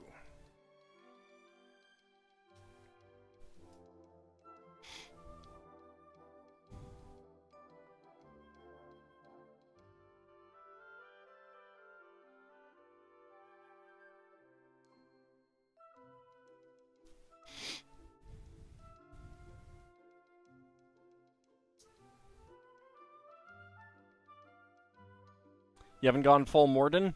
I mean, no one goes full Morden.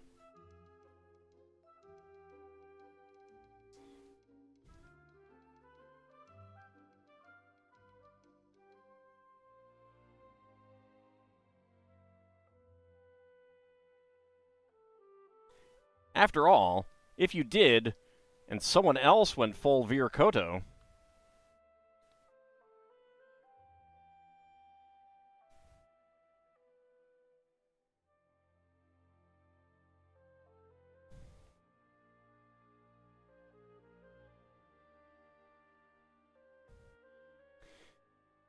made you realize how human the Vorlons could be because of their pride? Oh, yeah.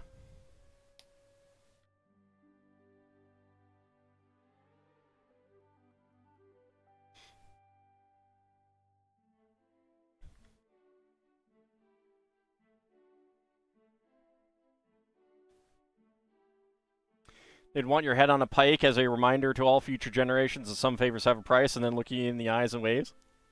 Yep. Gotta do the wave properly. Well, I can't quite do it.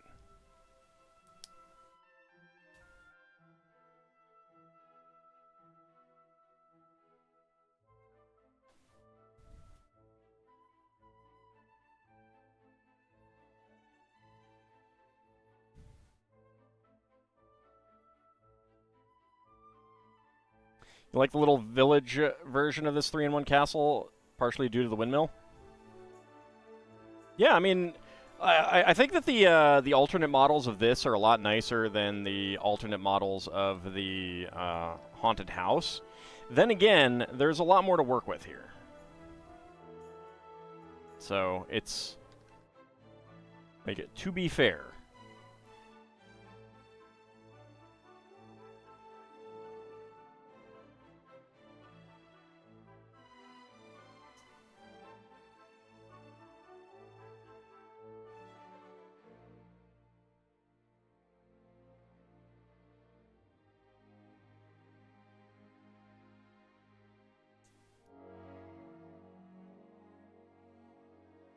There we go. Get some nice big windows to the sides.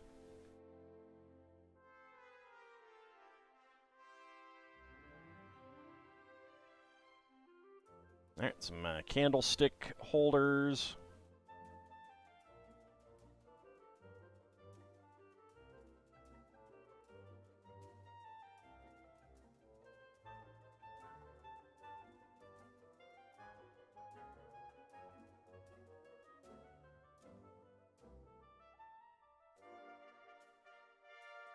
All right, first one in front of that window there.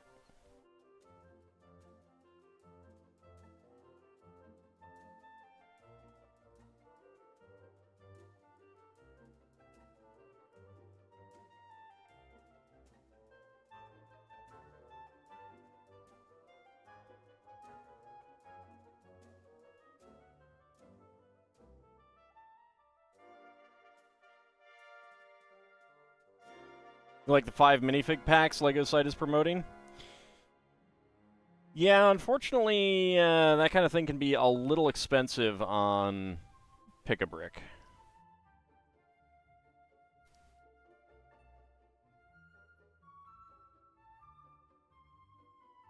It's one reason why I like getting sets like this.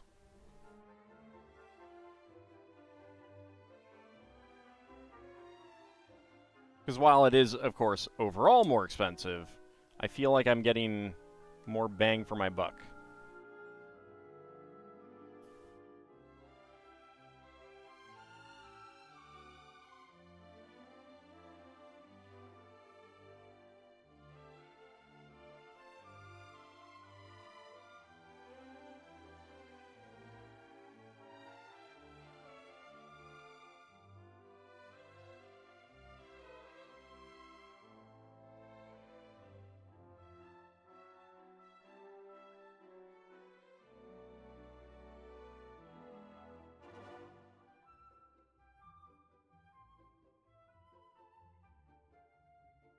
Getting more variety for your... Well, yes, but that's not always good. Like, other than the head, it would be nice to get, like, 20 of this figure. If you want to set up a, like, an actual, you know, battle, or you want to have a big castle that's defended.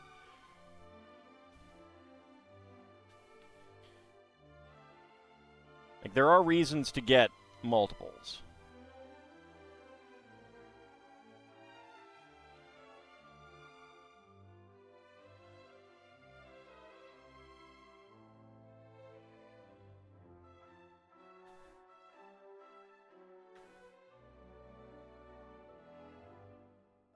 I mean, you can do battles all you want, and no, battles are not anti-LEGO because, look at the Star Wars sets.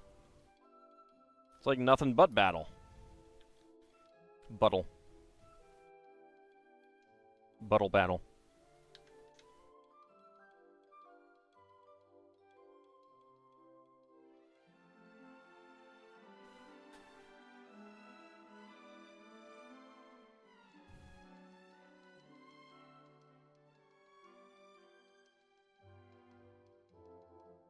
What LEGO doesn't want to do is modern warfare. They don't want to glamorize modern warfare.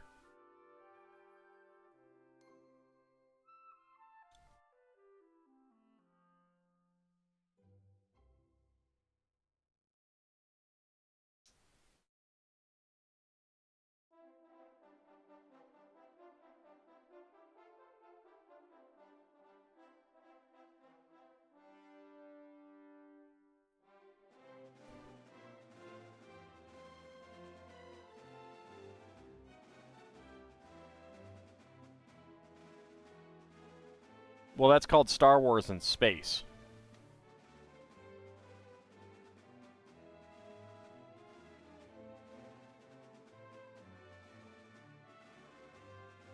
But the modern warfare thing is why we will never get a Starscream or Megatron Lego Transformer.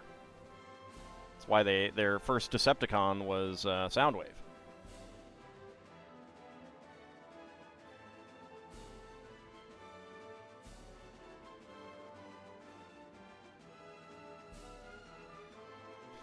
Brain was still on B5, and you thought that said post-modern warfare. All right, so spare parts. We got a black friction pin, gray 1x1 tile slope, black 1x1 cylinder plate, gold 1x1 cylinder plate with hollow stud, trans orange candle flame, magenta cherries, and a red 1x1 quarter cylinder tile.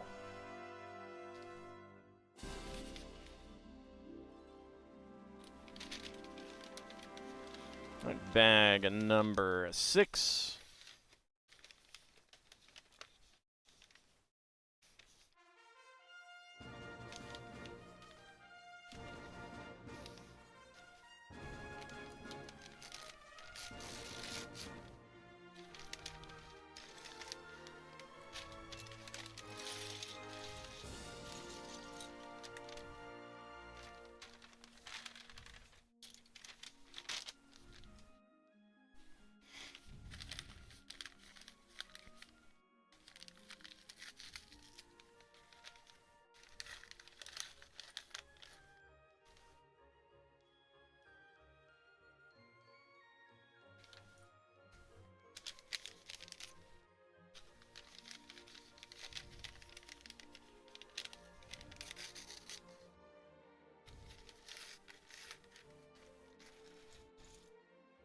Oh, goody, we got a cook pot.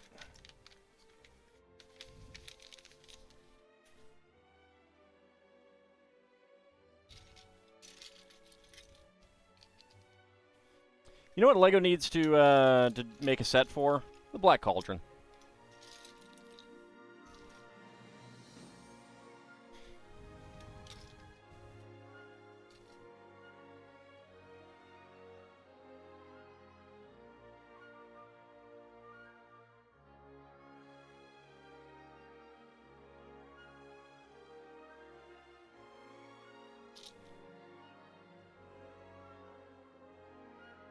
Yes, I did.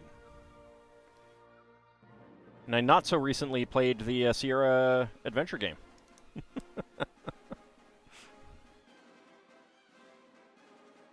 Not so recently as in like 13 years ago. How was it? Different. Different. I could sense executive meddling.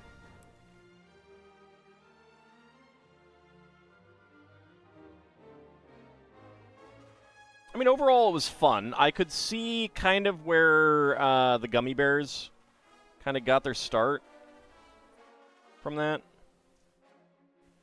I think. Was the movie better than the game? I mean, it's a movie.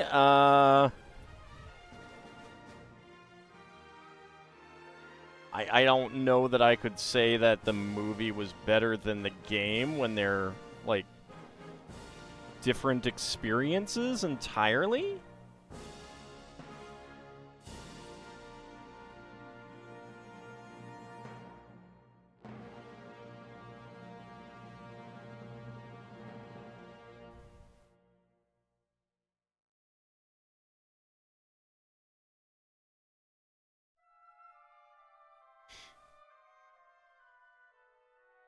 It was interesting to see where things that showed up in the game came from in the movie, and then where things in the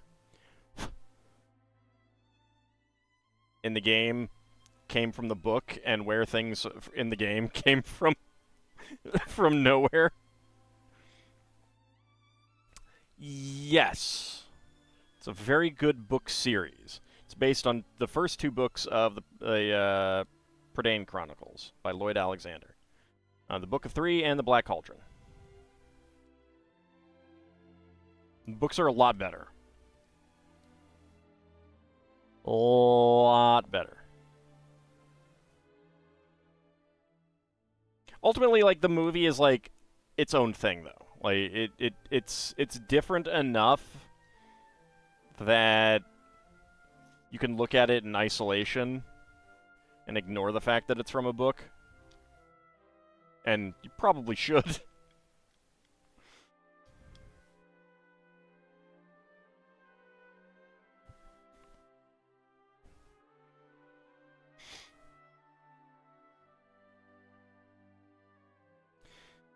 I'm pretty sure there's multiple times that movies have been better than books. Like, but part of that is like taking a kind of book, and it kind of is also going to depend. Like, I don't know if reading Who Goes There would be as frightening as actually seeing John Carpenter's The Thing as a horror novel. You know, I don't know if the original is kind of considered a horror novel or not, sci-fi horror. But like, there's something visceral about the visual medium that you can. It's a lot harder to get in book form, whereas book form can be a little bit better about certain existential elements.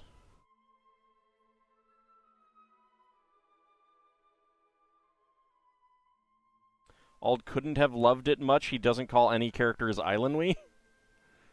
I mean, it's based on my love of the books.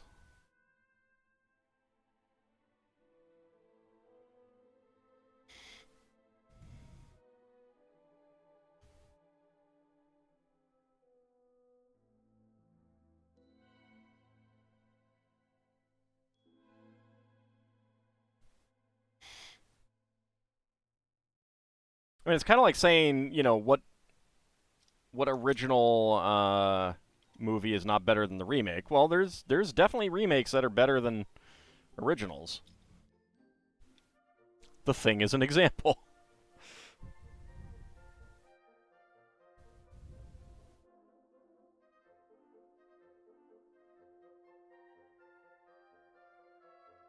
Yeah, but that's also not always necessary.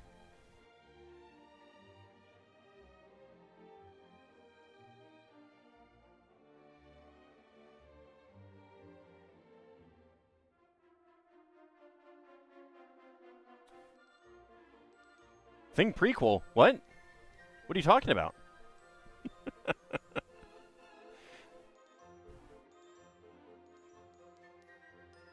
There's no such thing. Been watching a random Turkish historical drama on YouTube. Actually made you want to study Ottoman history a bit, while also making you go, so this is where the Dro get their family dynamics?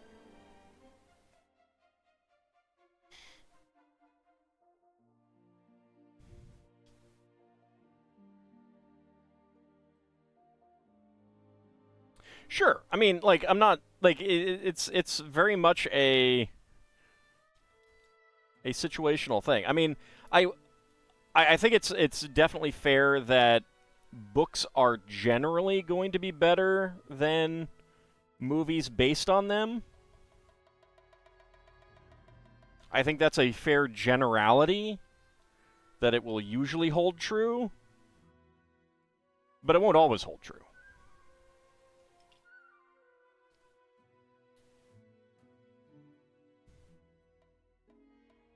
Just like I think remakes are rarely better than their originals. But like part of it is like if you have a really good book and you make it into a movie, the movie also has to be really good to be comparable, you know? There's an element of there's so many points at which you can fail that it is more difficult to make a really good movie out of a really good book, even if you have a higher base point. Just because you're starting from something that's really good. Same thing with a remake.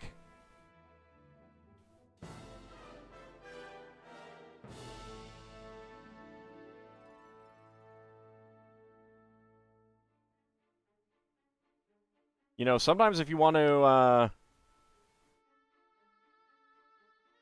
actually, you know, get a good remake going, and actually have a good movie out of it, maybe take a movie that had an interesting premise, but didn't pull it off. That didn't do a good job of it. You know, the kind of movie where you're watching it and you're like, I can see what they're going for, and I could picture it in my head being better, but it wasn't good. It wasn't that good. What they actually did wasn't that good. That's the kind of thing that you want to... honestly, that's the kind of thing that you want to remake. But they do a remake of The Thing or The Fog, you know, or Halloween, because those have instant name recognition. You know, I know that, I'm going to go see it kind of thing.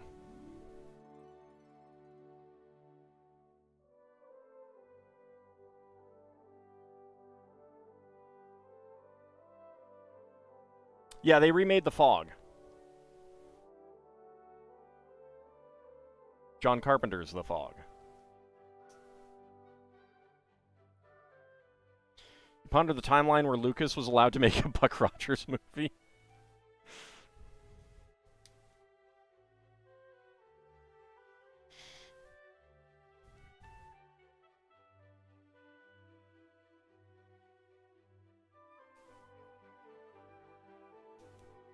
I mean, there's actually a similar element to regarding Babylon 5 in that, like the original like draft or notes of how JMS planned to have it go.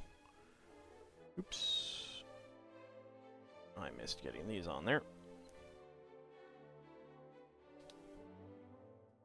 Like, it may have been an okay movie, I mean, an okay TV show, but I don't think it would have been as good as what we got. And there's an element of like just the ideas evolve over time, and also forced to make some changes based on, some actors deciding to leave, couldn't be gotten back for uh, other parts, that kind of thing. So there's like, and you end up with different takes on the original idea, and that can be better, actually.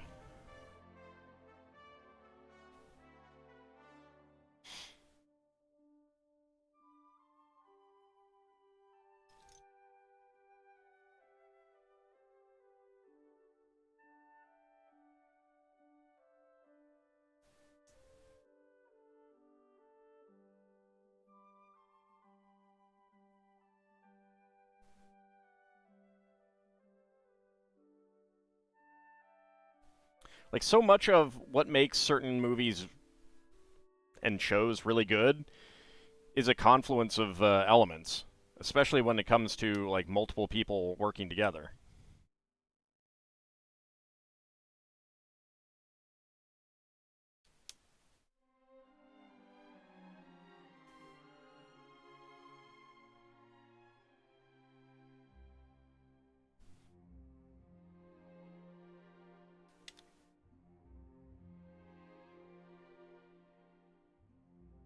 It's definitely interesting to think about like how some of that might have been if other people were involved and stuff like that.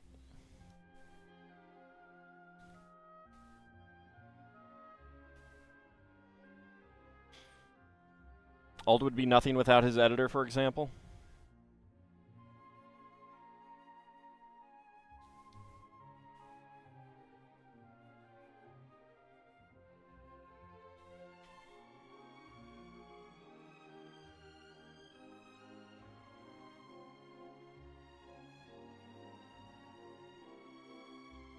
Yeah, got a little bit of poop right here.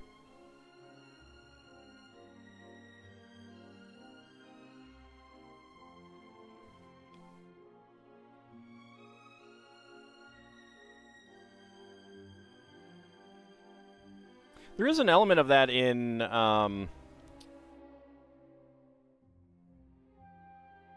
George Romero's movies. Like, he just shoots a lot rather than trying to shoot specific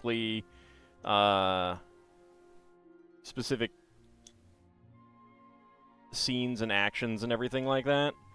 And then he kind of, oftentimes builds the movie in editing. That's certainly not going to work for everyone, but it works for him.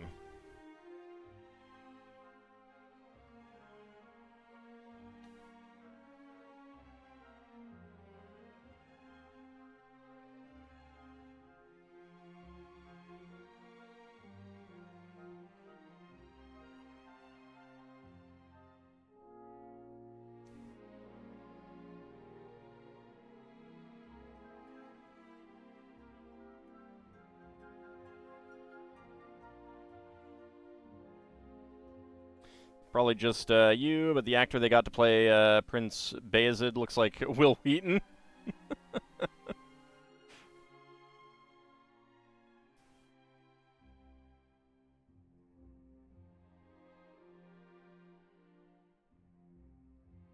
So this section is going to only go at an angle. It cannot go straight.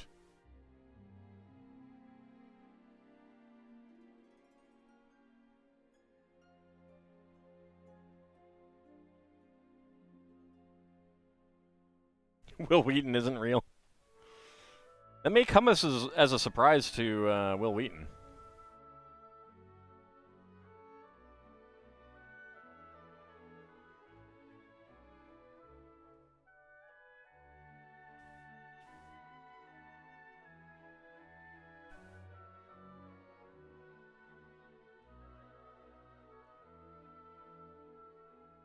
I hate how annoying it can be to find Amethyst, where they only show up in the geodes and stuff. And getting them is just a pain.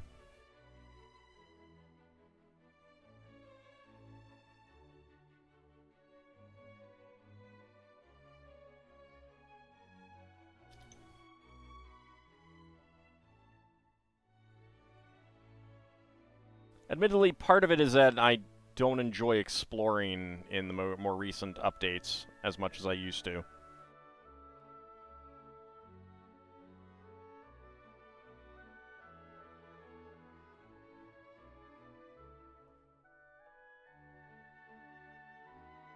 I have some plants to cover the spot for the treasure. Right there.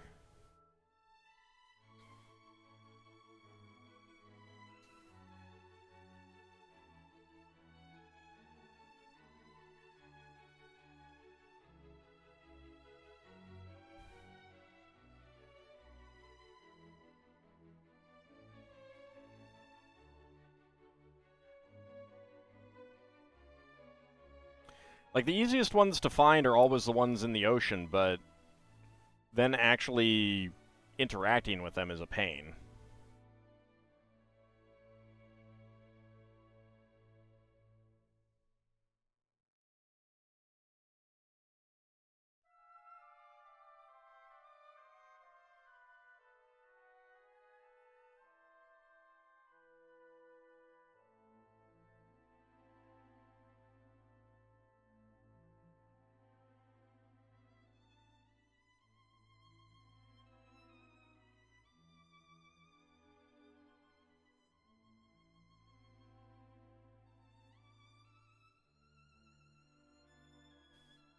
Wrong prince. Do I want to know? Considering that I can't go look right now.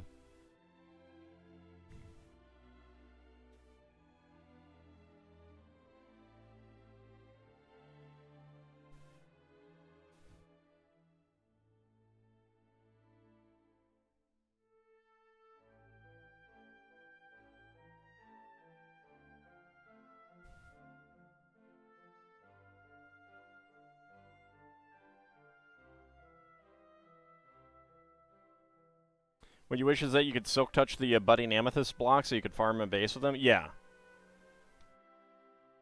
Like, being able to take them back home with you would be really nice. Because they're never around when you need them.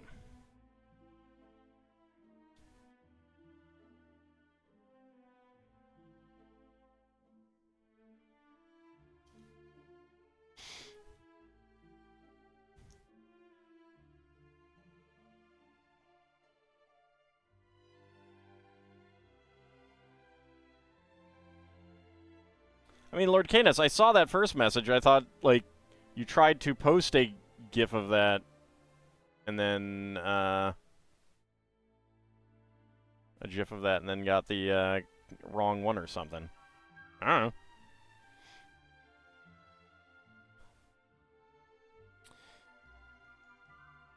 Okay, carrot in the barrel.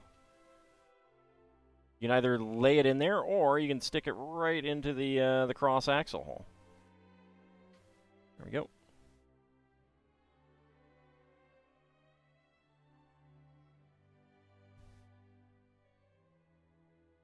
Okay. And we connect these together here.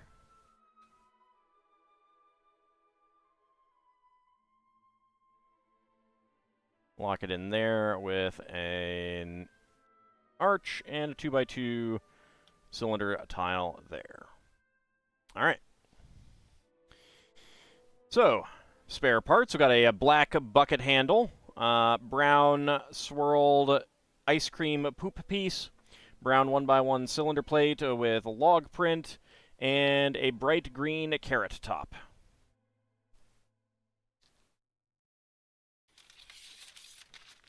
All right, bag number 7.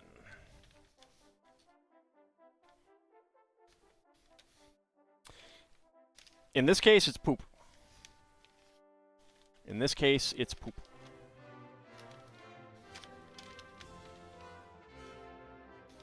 because this is the stable area.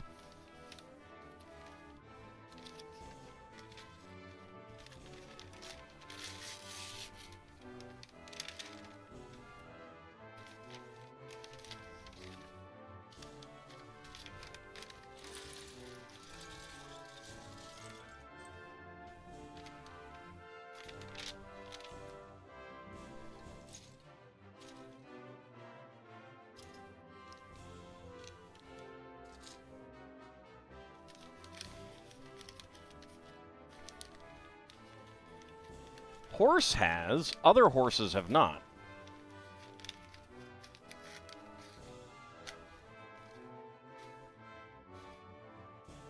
Horse has transcended everything. Except for knowing what you did, what you've done.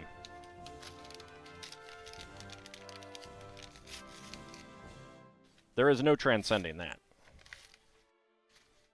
He will always know.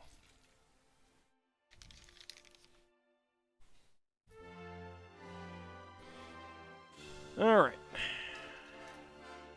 Let's go ahead and get the treasure chest. Yes, not a rogue AI. Yes.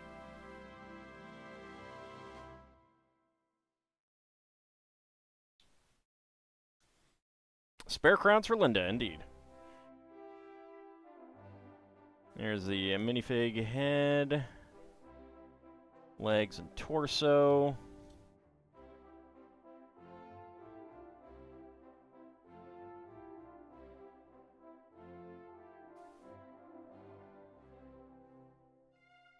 And hair.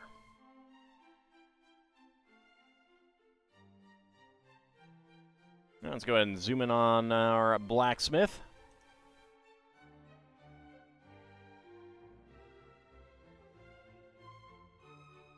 I like the torso. Kind of a brown leather vest over a white shirt. And then blue jeans. Totally historically accurate. Alright, a gold chain with a trans purple gem on one side and a trans green gem on the other. Put that in, I think, primarily to make it, like, feel fuller. We get a Princess Linda crown, 3 coins,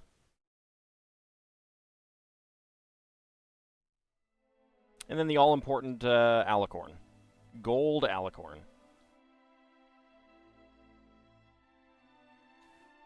There we go. Treasure in the chest.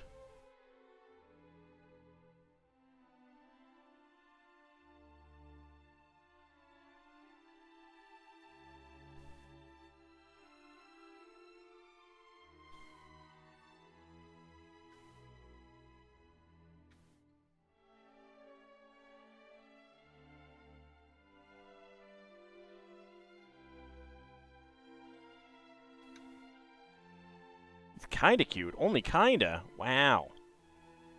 Did you hear that, blacksmith guy? You're only kinda cute. So sad.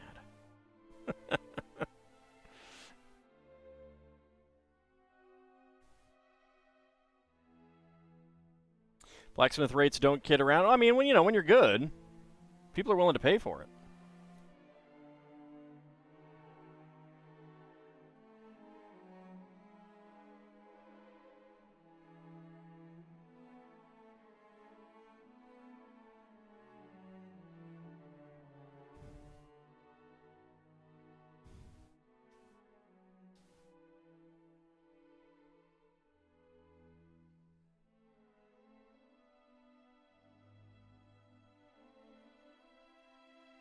Plus, he needs a lot of wealth to be able to buy all of the junk that the adventurers are going to bring back. You know? Then complain about how there's a rust spot on one of them.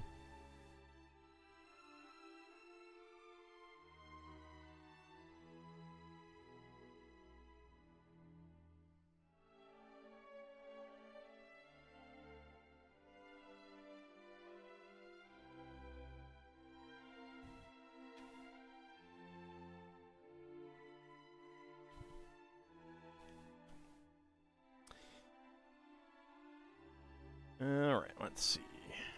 Brown 1x8 there. Don't know exactly what's going on with this bit. A little odd looking.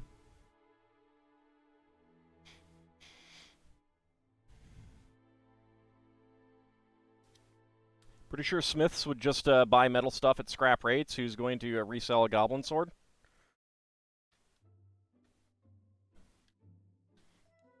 Goblins can make good weapons. Also, you can fight humans. It is a thing you can do. There are evil humans out there.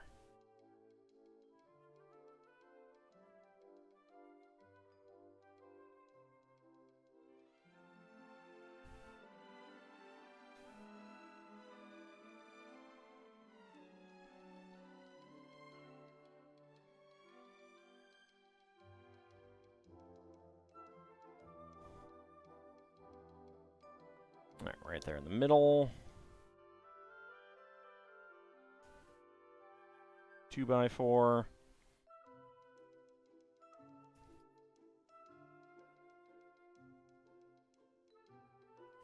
You would not risk your reputation selling some random sword with no idea who made it or how?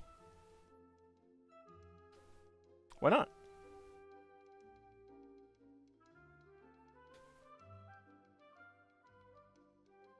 What's the worst that could happen?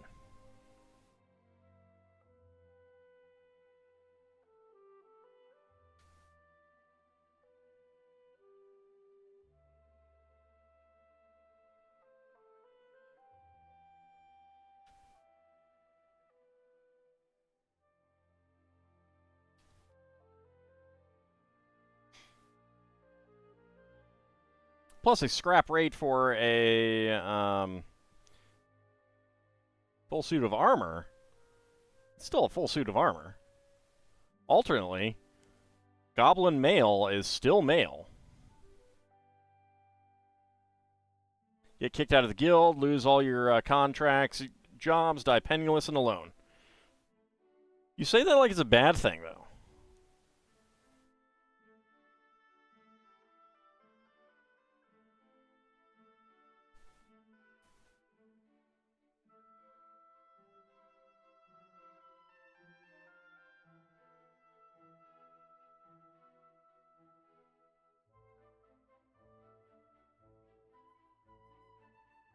Imagine being the person that has to light these candles.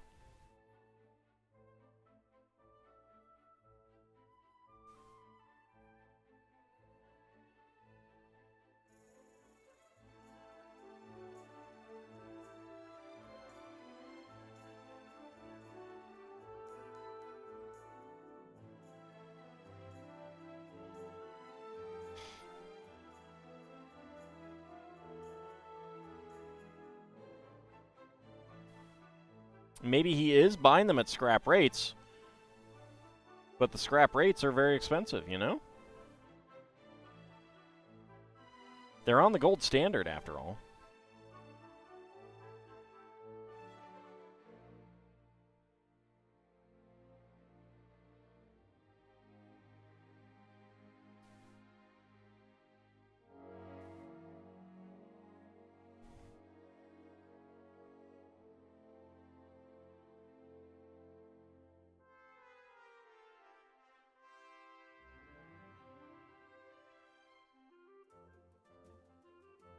Get all these candles just right.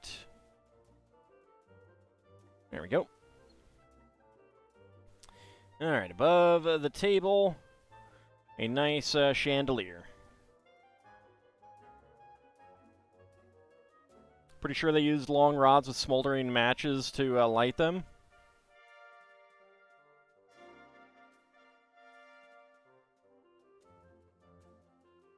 I'm pretty sure it doesn't matter to how I want to portray it.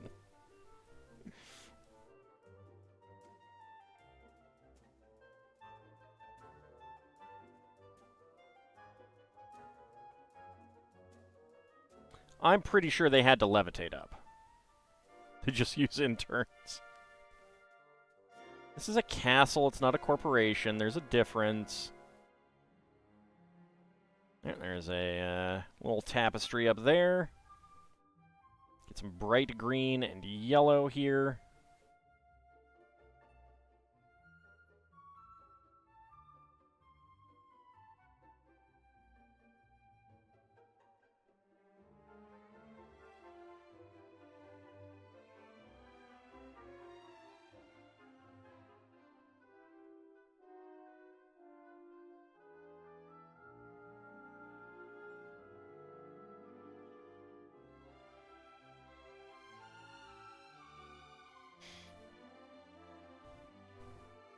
Those aren't interns.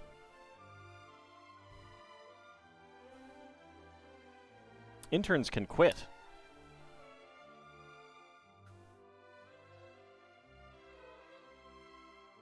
Perhaps they were more honest? Yeah, exactly.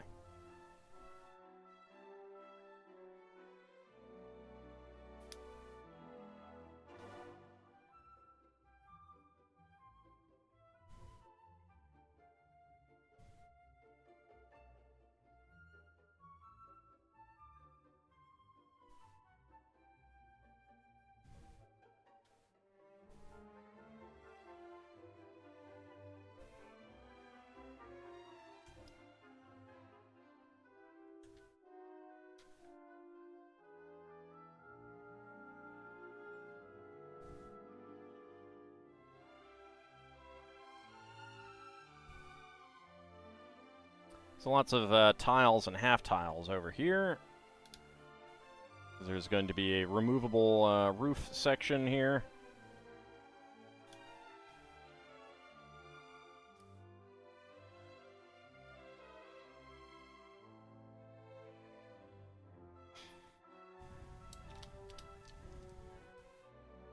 Maybe not so removable. I don't know.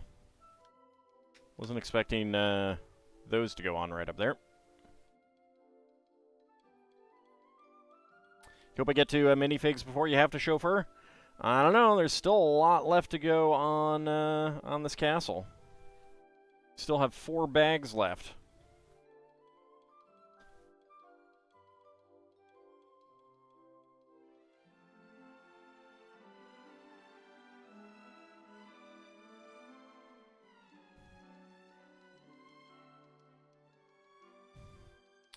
And another shield out front. It's a shame that we don't get the alternate yellow and bright green pieces for that one. Maybe we will on another section, I don't know.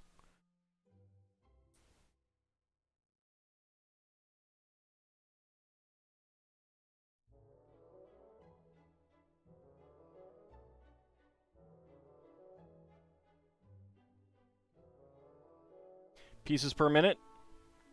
Well, I'm self-employed, so management can not have any control over me whatsoever.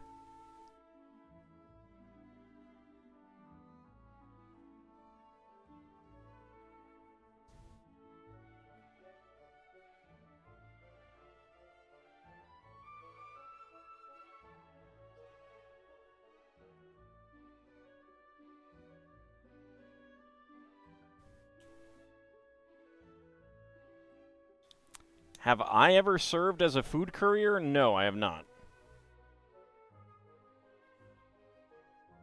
Okay, there's our door there in the front.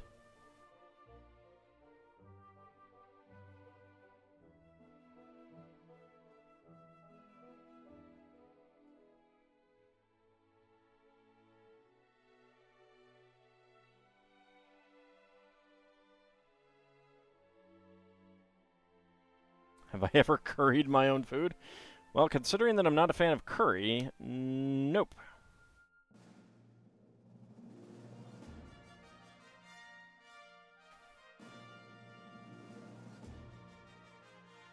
Alright, so we got some bars at angles there.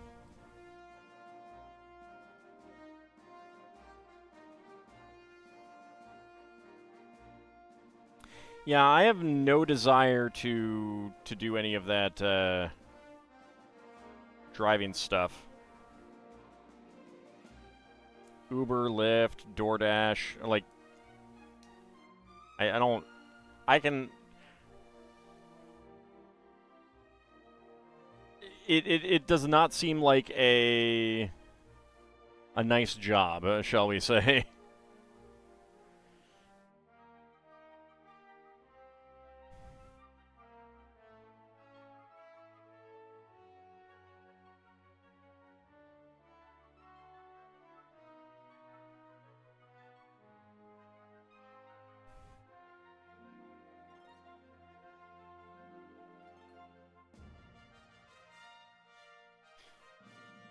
At least to me.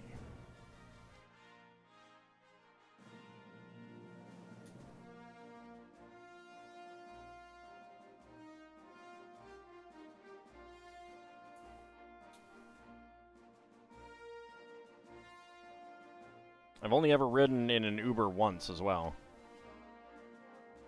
I've gotten food from DoorDash a couple times, so that's about it. Alright, so spare parts. We've got white, red, yellow, and bright green 1x1 plates. Dark gray 1x1 cylinder plate. Cylinder tile, I'm sorry. Gold 1x1 cylinder tile with a crown print.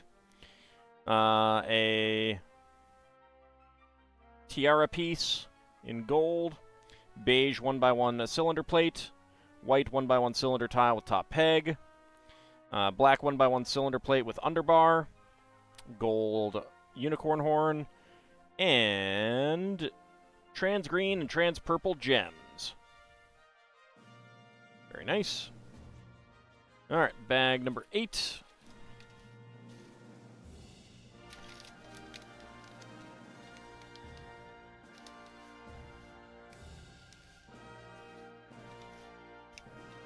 Like, I'd considered getting an Uber to an airport when I went to my uncle's memorial service earlier this year. But A, it was like a couple bucks cheaper than a taxi. And it was like 50 bucks. I'm like, yeah, I'll just drive. I'll leave my car there. It's cheaper to drive and leave my car there. And that ended up actually being a boon, because when I was coming back from Connecticut, I was getting a ride with my cousin, and her car broke down. And so I didn't have to, like, get a ride all the way home from there. I could just go to the airport nearby, and relatively nearby to where we broke down.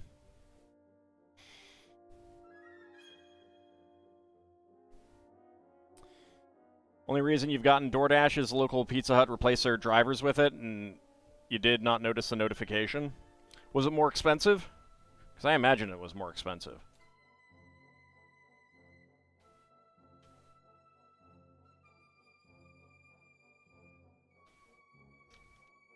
I did a DoorDash from a relatively nearby restaurant, and it ended up being like 20 bucks. I was like, I should have just driven to get it. Well, I mean, if you don't remember it being more expensive, then it probably wasn't noticeably more expensive. I imagine that you would have noticed if it felt bad.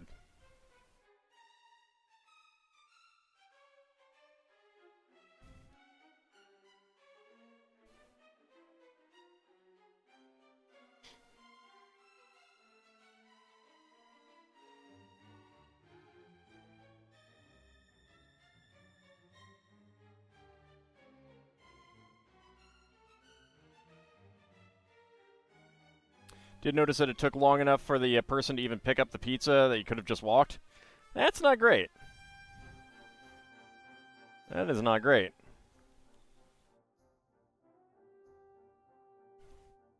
That feels like a loss of service for sure.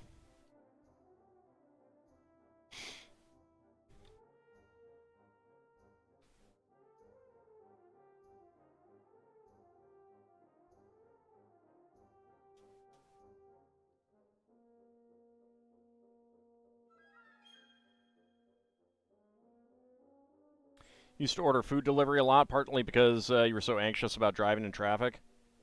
That's fair. I mean, I don't have a lot of money to spend on that kind of thing, and the places that I would get food from, traffic's not too bad to get to, so it's not really a concern to me. If I was in you know, a city that I didn't know, I could definitely see, doing that there. It's where I live. It's not worth it, around where I live. And you just go pick up pizza, and just from places that make good enough pizza to be worth it. Yeah, like the two pizza places that I really like nearby, they've never had delivery anyway. Not DoorDashing Roy Rogers? No.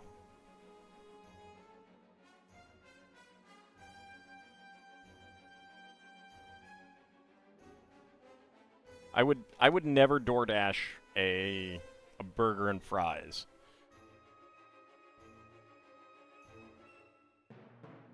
I mean, I suppose one of the reasons why my DoorDash that one time was so expensive is that I did order a lot, because I figured, I might as well order a lot. If I'm going to get it delivered, I might as well order a lot, and it was probably like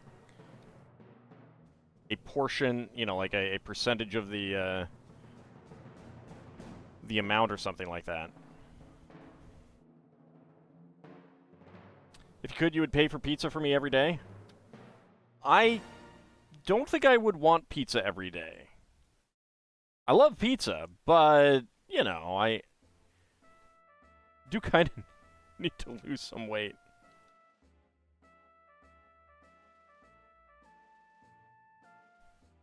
You have and will, either Jack in the Box or Wendy's, sometimes Dairy Queen.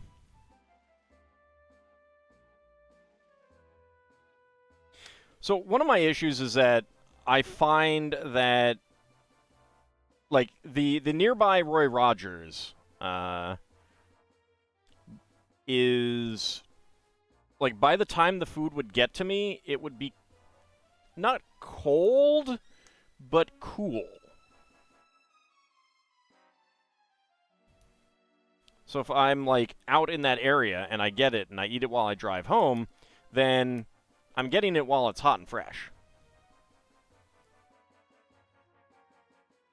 And fries aren't very good when they're cool. DoorDash's Dairy Queen, half the blizzard is eaten, while the other half is melted.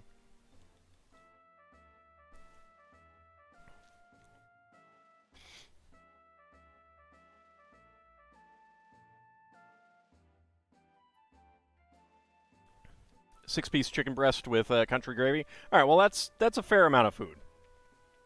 I'm talking about just a burger and fries. I do like using the lattice fences as windows. That is a nice touch there.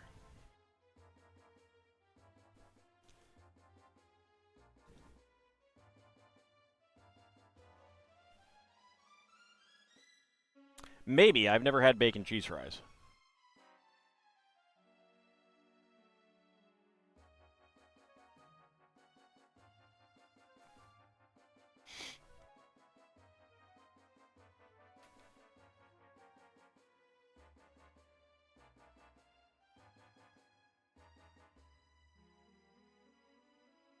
It is nice nice eating food that's supposed to be hot. Yes. Yes, it is.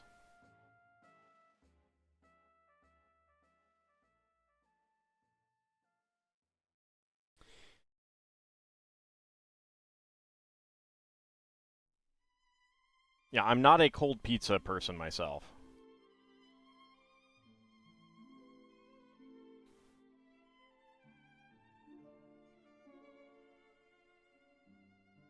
I like my pizza hot and fresh.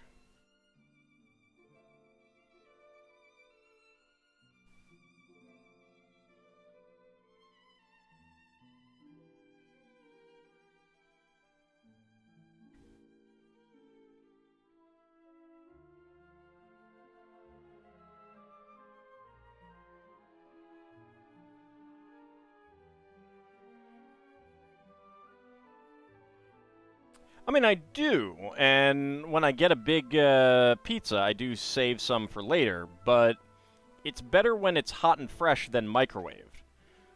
Even if it's better microwaved than cold.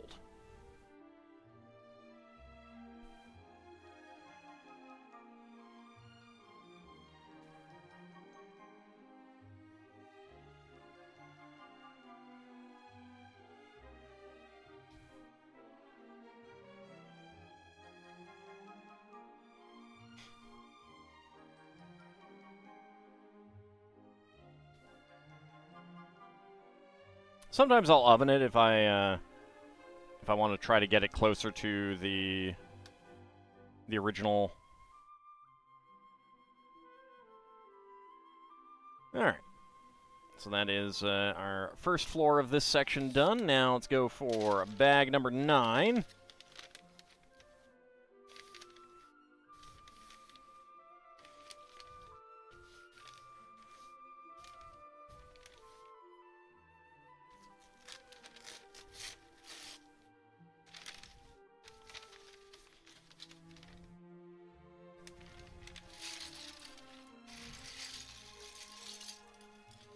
Hey, there's some foods that are better reheated. Pork fried rice. I like that a lot better when it's reheated than when it's fresh. Well, maybe not a lot better.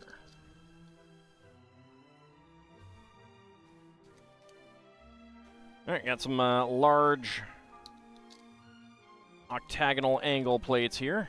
Let's put those aside. Large plate, large panels.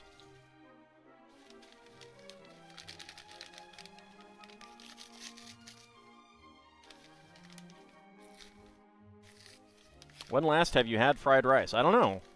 When last have you had fried rice? And why have you not had it recently?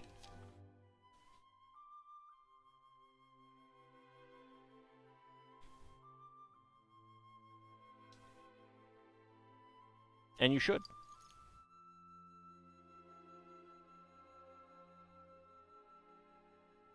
Okay. Same torso and legs as the other warriors. No, don't do shrimp fried rice. No. No, no, no, no, no. All right, let's have her winking because she's getting ready to shoot.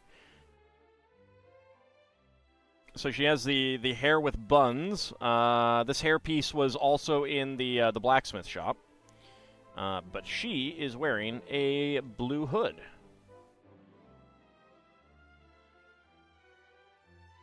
I do like that. I can now make a blue wizard, or yeah, blue wizard, blue cloaked wizard, because we also have the blue cloak from the king.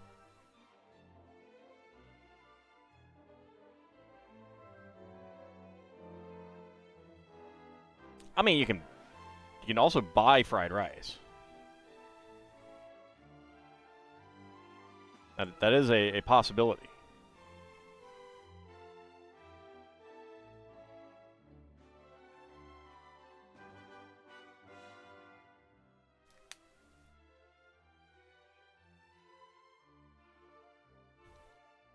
I hate it when places put onions in it, though.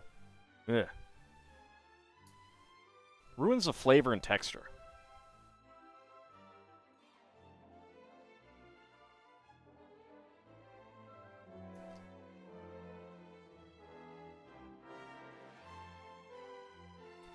Got a Mongolian grill place in town, so when the craving hits fried rice and crab rangoon, no one is allowed to touch your crab rangoon. Well, no one wants to touch your crab rangoon, so you're safe there.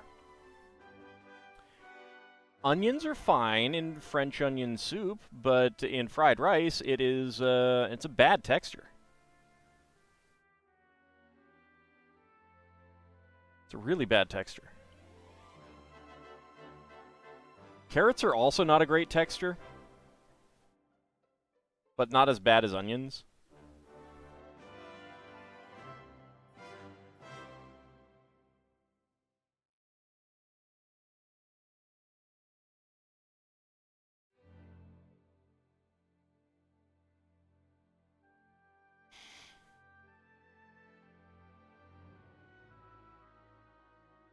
You guys are weird.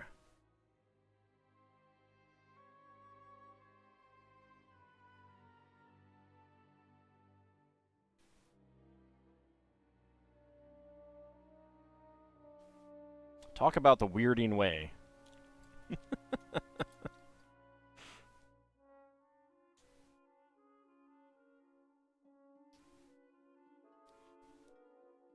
It's your normal? Yes.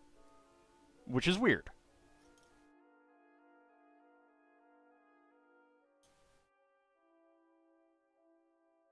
I don't make the rules.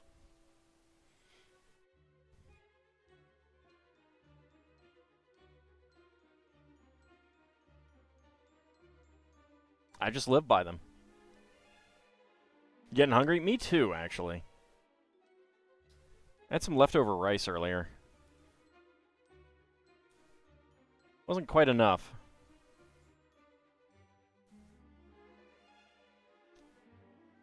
No, I'm normal. I may be the only normal person here.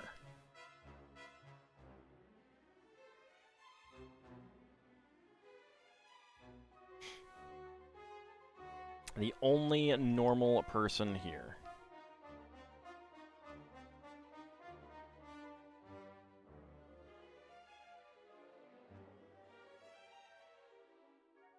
Which would by definition make me not normal. Except I'm the measure of normal. I don't make the rules.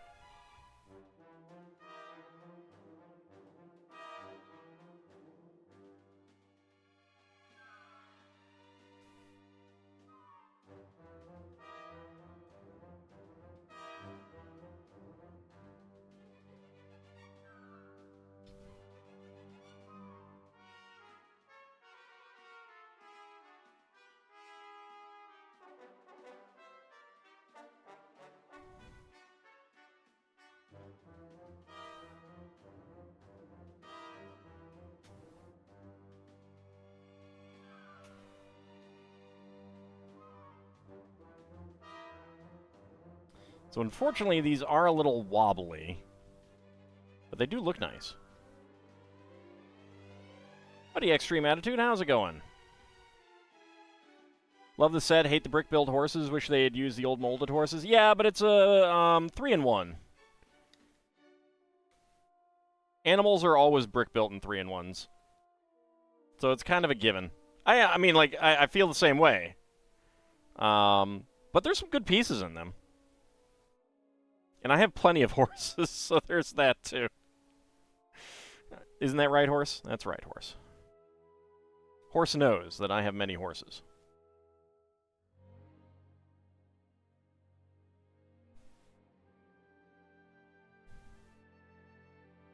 Things are moving behind me, and it's weird.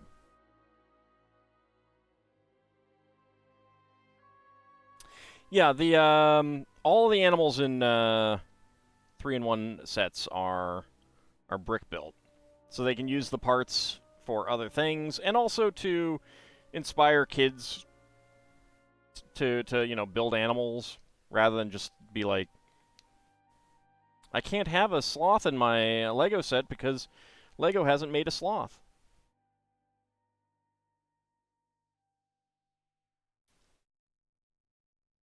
Get the 3-in-1, and they're like, oh, I can make a sloth. Should have built the sheepy instead of the horses.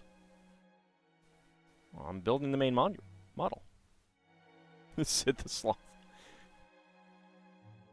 Actually, there are sloths in, or were, in the Friends line. And I kind of regret having never gotten any of them.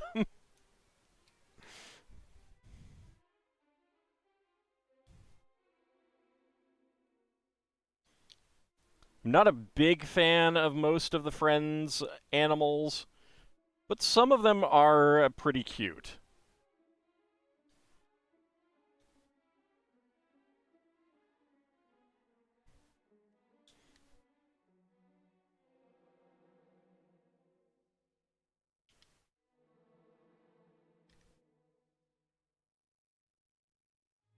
If any of them were Sid the Sloth, things would break.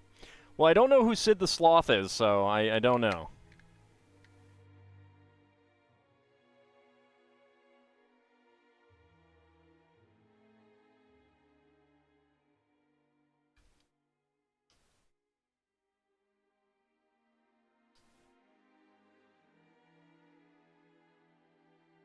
Ah, from Ice Age. Okay. I have not seen those movies.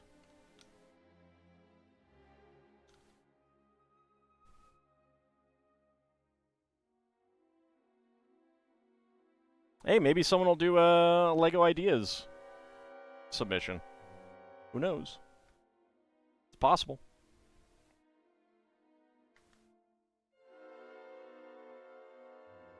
There we go. Get that up there.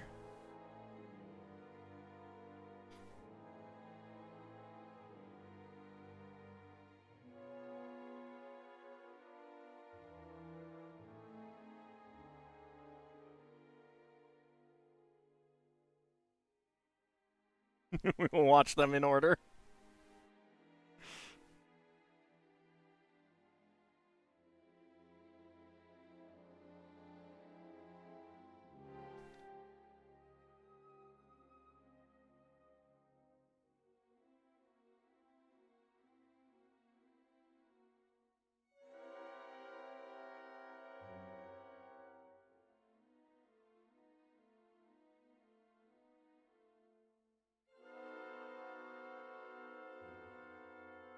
I do need to do some watch parties on the Discord for some stuff at some point.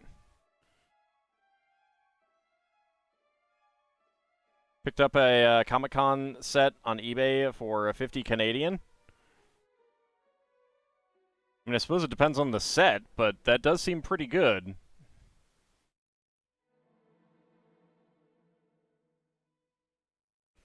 I actually have a Comic-Con set near me that a friend of mine got me 2 copies of. I don't know how she managed to get 2 copies. Let's see. There it is. A little dusty on top. Indiana Jones, 393 of 500. SDCC 08 exclusive. I need to dust that. Holy cow. That was really dusty on top.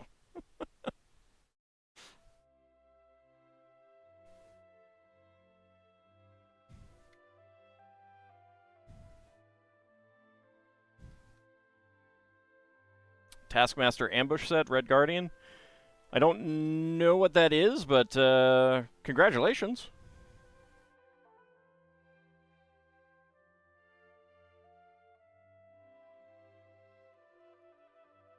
I don't know about a lot of licenses Lego has. Marvel, got it. Yeah, that's a license that I don't know that much about. Huh. Really? Okay. 3 small feathers. That is awesome. I don't know why. Like, normally there's only 2 extras, but I'll take 3 extras. Dark gray 1x1 plate, red 1x1 cylinder tile with top peg, white 1x1 tile slope, and a trans orange feather flame piece. All right. Bag number 10.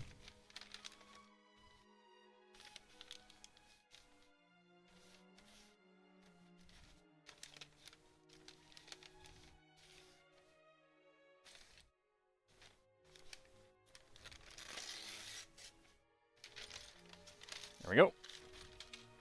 Love the new paper bags. Very happy to have gotten a set with all of them in it. I was actually surprised that the Riviera did not have paper bags, because that was a little bit more recent than this.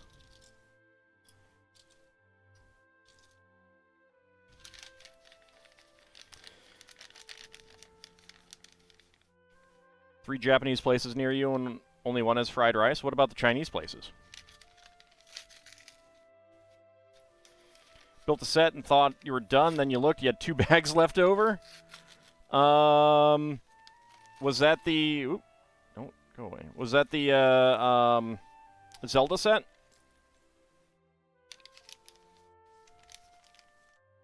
Because that one had a few bags left over depending on which model you built.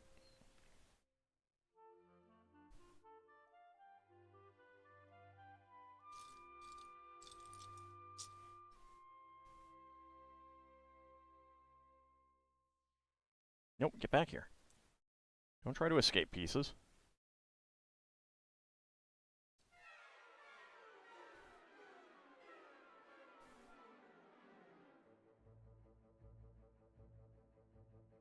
Alternately, I think some of the Dreams sets may do that as well, because they've been doing that kind of like 2-in-1 type thing as well. The new Arkham Asylum. Oh. They gave you 2 bags 3 and 2 bags 4. Oh, wow. I've never gotten duplicate bags before. Well, I've gotten a duplicate bag that was a mistake instead of something else. But I have never gotten actual duplicate bags. That's a pretty big goof, actually. Because they usually weigh them. Like, the reason that you can get the wrong things is because it'll weigh about the same, and it won't trigger the error. Like, you'll get the wrong piece sometimes, or you'll get...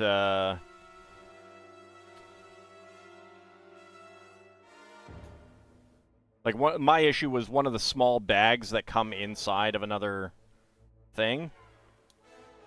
That's what I got extra, or duplicate.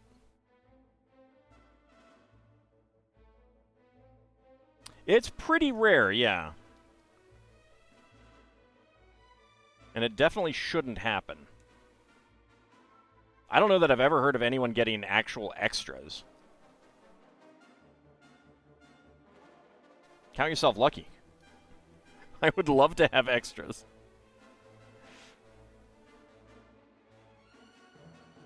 That I didn't have to contact LEGO to get a replacement about.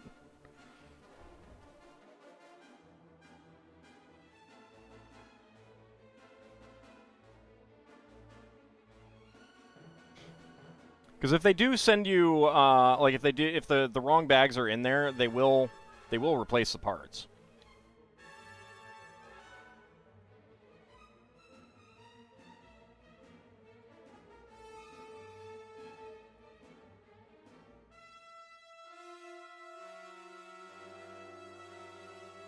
It might actually be worth reporting that if you still have the box.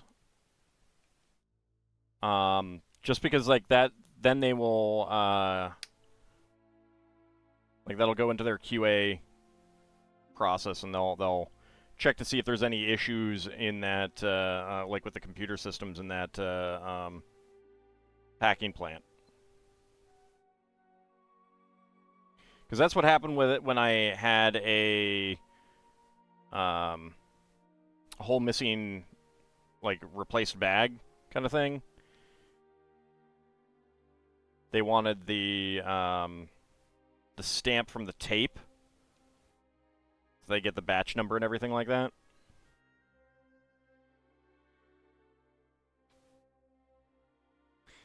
We do have an ad just about to start. Actually, let me go ahead and snooze that for a moment, because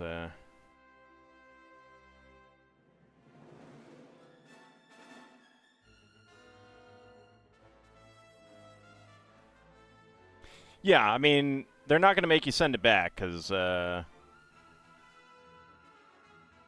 they're good like that, and B, it's kind of a rude thing to do to you, saying, hey, here's, I'm reporting an issue that benefited me.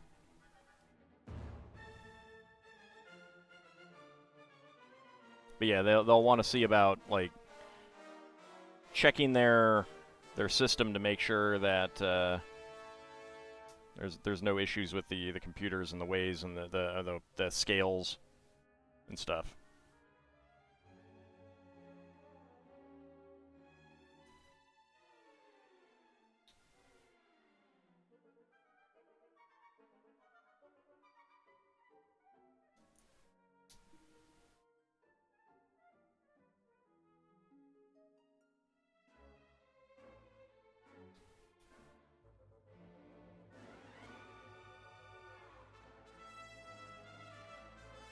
Interesting way of getting angled crossbeam in our Tudor construction. Of course, it's very obviously sticking out, but it's a simple way of doing it on sets like this.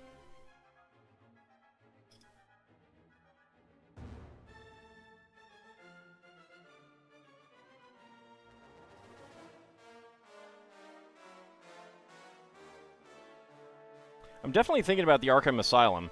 It's the only modular city set that's on an inside corner rather than an outside corner, which is really interesting. Watching random videos last night, watching a video talking about escalators and how safe they generally are. Oh, yeah.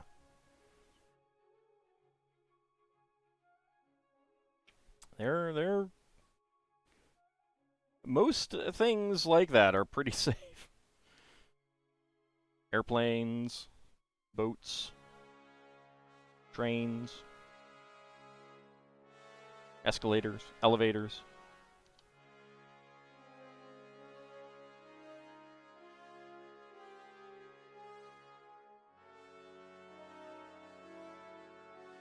The horror stories that people tell. Oh, yeah. Well, people do like to tell stories. Do you?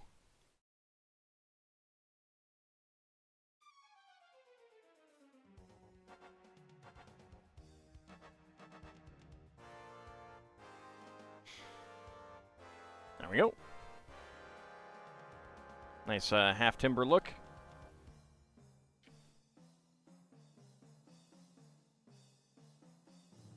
Did you talk about one major accident with one escalator?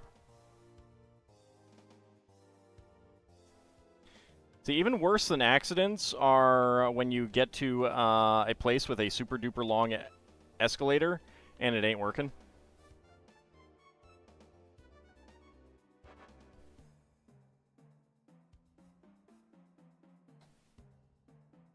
Oh my god, I have to walk up the DuPont Circle escalator? Why? Why does God hate me?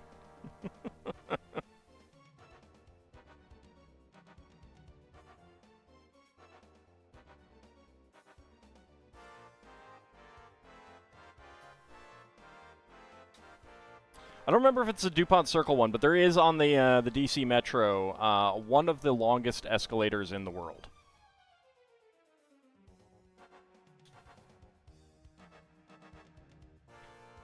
Escalators can't break, they can only become stairs? Well, that's only if they stop. If they're being repaired and they've taken out the step sections.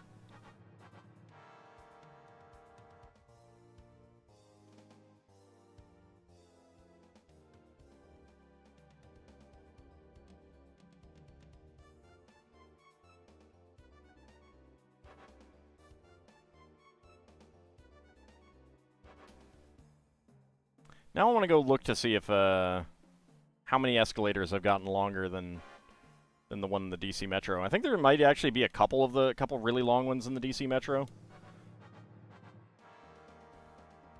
I really need to look.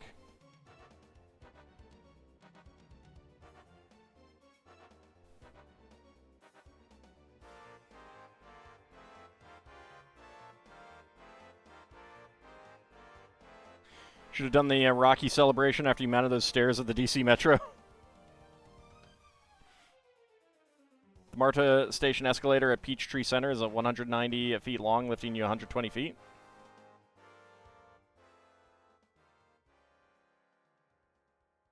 Where does it rank in the list of world's longest escalators? I have no idea how long the one I'm thinking of is. I'm not sure if it's DuPont Circle or not.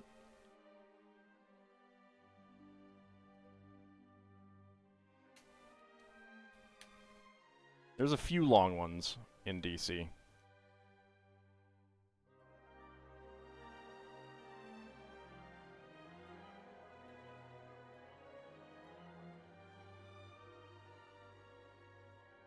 But of course, like,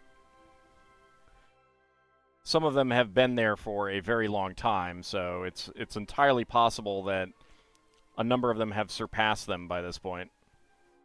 Major accident happened because the safety measure brakes had been damaged and the final safety measures had been tampered with, and the company responsible for maintenance was taken for damages.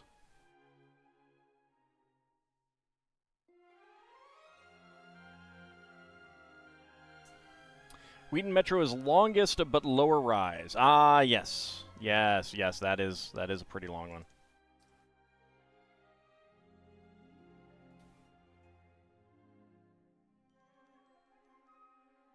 Is that longest in the world, or...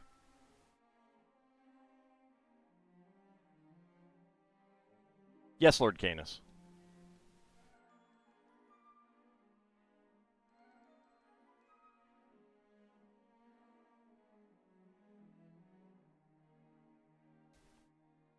Will Wheaton is named for a place near me. Yeah, it's true. It's true. In the U.S. Gotcha.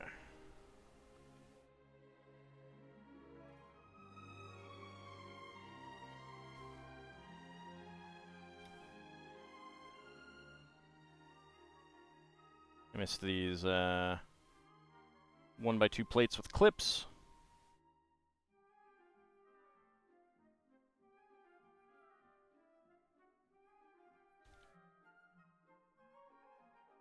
There we go. Okay, spare parts.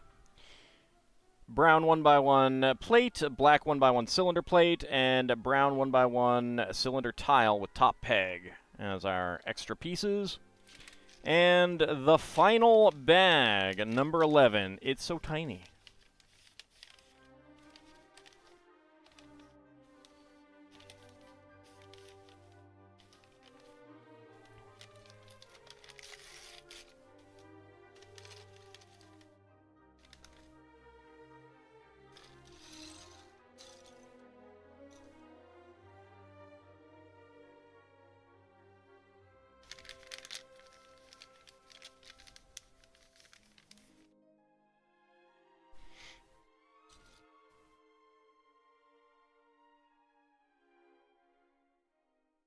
Well, Naruto AI, we're doing our job then. Making you hungry.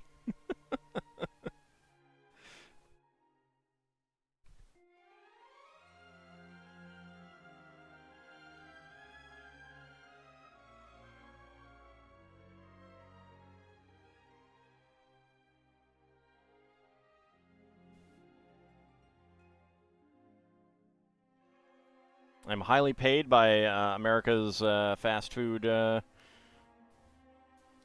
advocacy group. The National Institute for Overeating. The National Association of Unhealthy Food.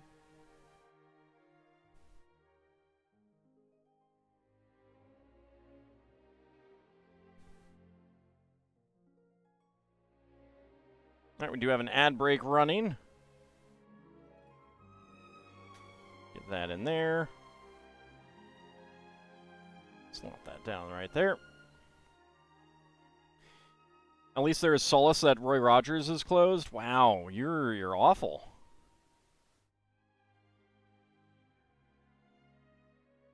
Truly a vindictive personality. Might need to get some therapy, man. So mean.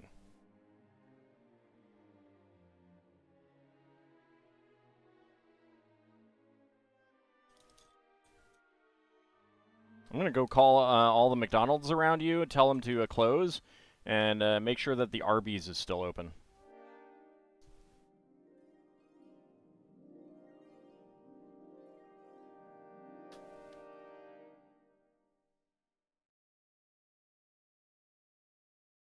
Alright, get a little chimney here.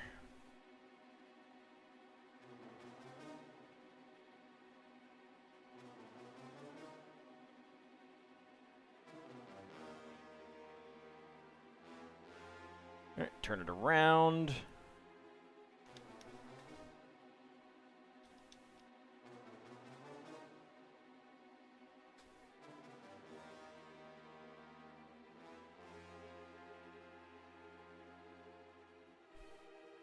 Some 1x1 bricks.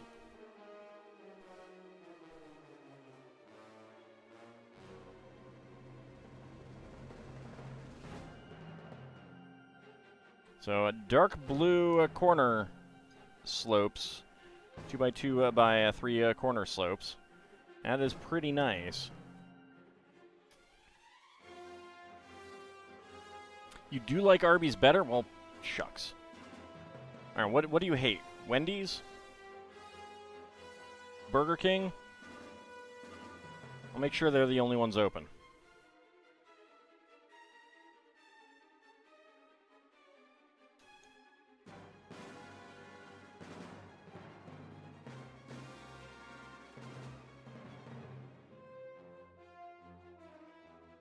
And you have to be truthful. You're not allowed to lie.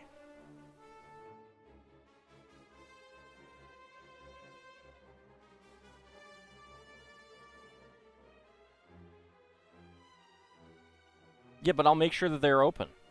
And they're the only things open. And you have to stop there and get food. Obligated to. So that you suffer.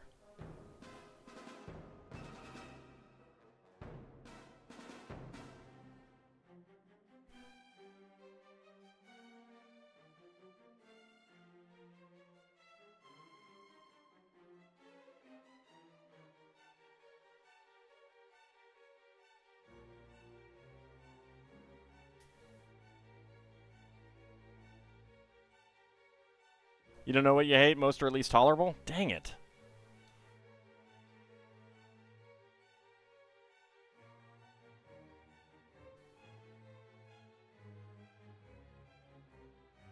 It's not right, I tell you. Not right. Alright, then we get our corner slopes. Popeyes tend to have bad service, so yeah, but their chicken is great. Better than KFC.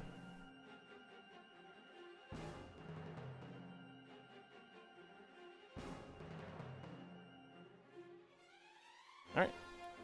Nice little residential section of the castle. Spare parts. We got a sand blue 1x1 tile, a blue 1x1 tile with round end, a gray 1x1 peak slope, and a white feather flame piece.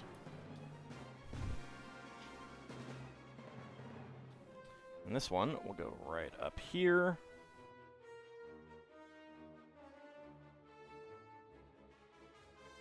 There we go.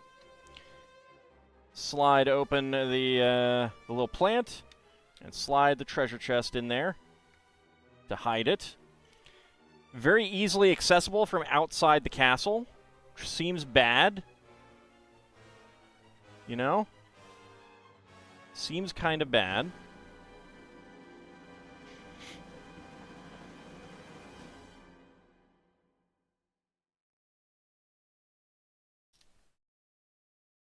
You go to a Taco Bell? Well, there you go. Because then you'll need to make a run for the border all the way home. If you know what I mean.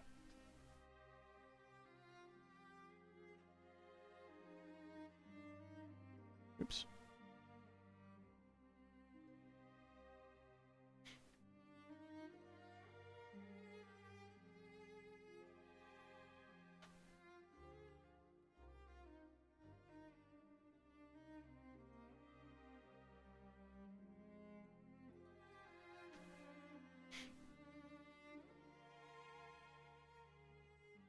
There we go. Oh. Well, the Dark Knight failed in his quest.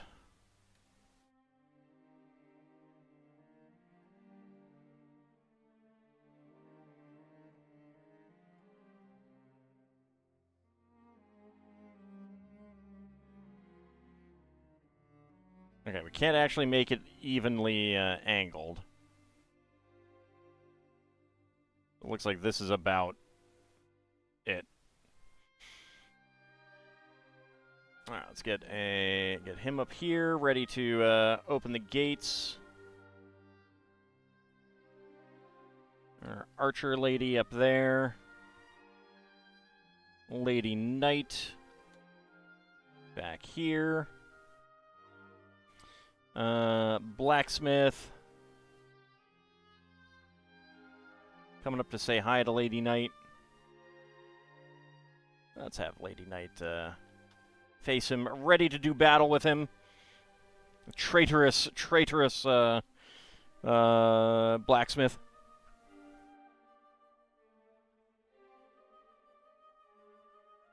See if I can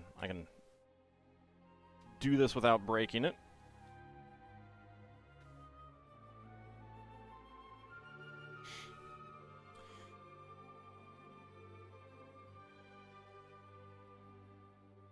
So it's pretty good overall.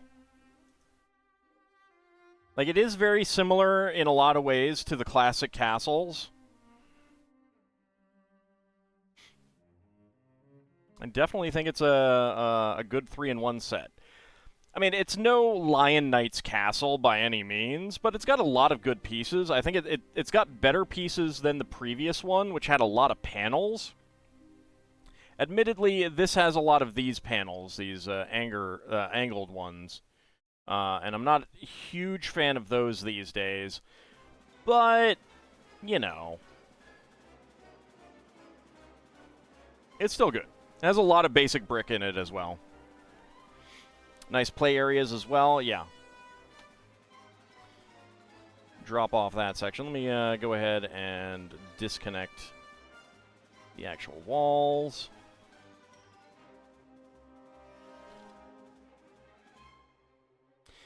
The thing that does amuse me is that this really is about the size. Let me move this back for a second.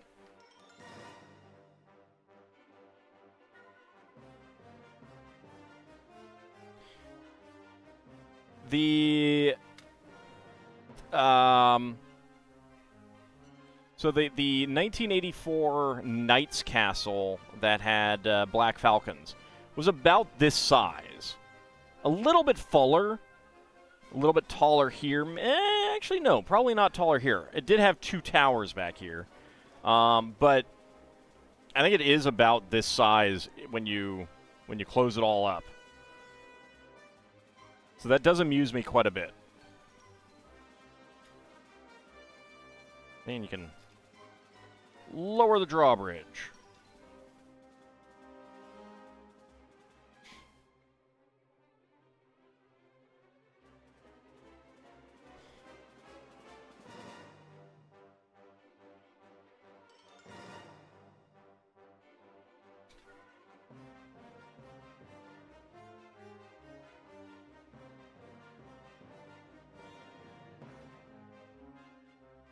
And we have some pretty nice interiors. A little stable section here. The blacksmith area there.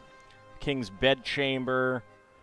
The dining hall. You know, the King's Hall. Fireplace. Table for all of his subjects. He sits at the head. Yeah. Little tower room for someone who's writing a book. I like that. Yeah, lots and lots of good pieces. Definitely useful if you want to expand out some castles and stuff.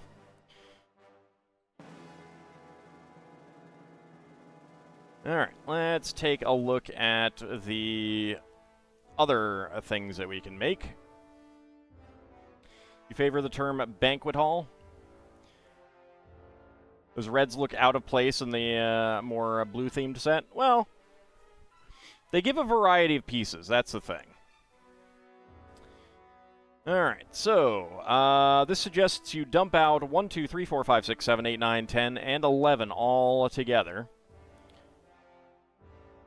I do like that they put the cloak and hood on one minifig in this one. Make the blacksmith a lady in this one as well.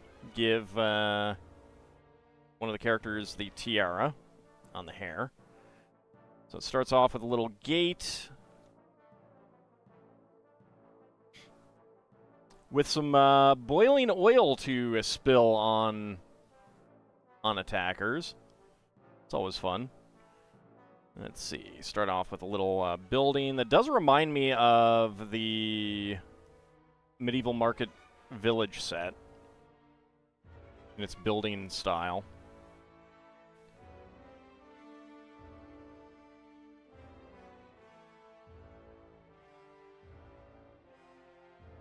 So not really indicating what that building is supposed to be. There is apparently a secret back door to it, though.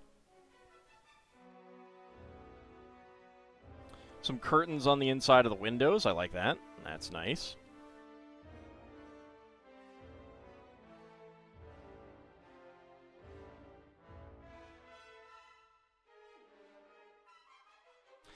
Yeah, that second floor is pretty cute.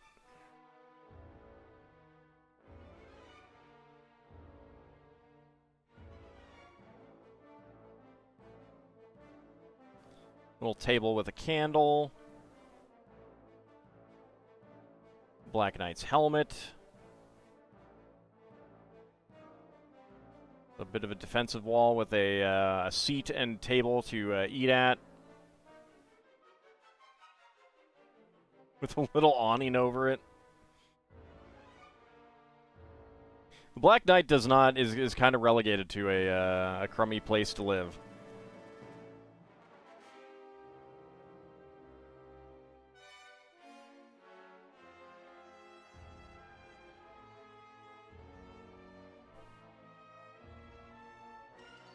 Got a big fireplace there. Or actually, it's probably yeah, okay. So it's an oven.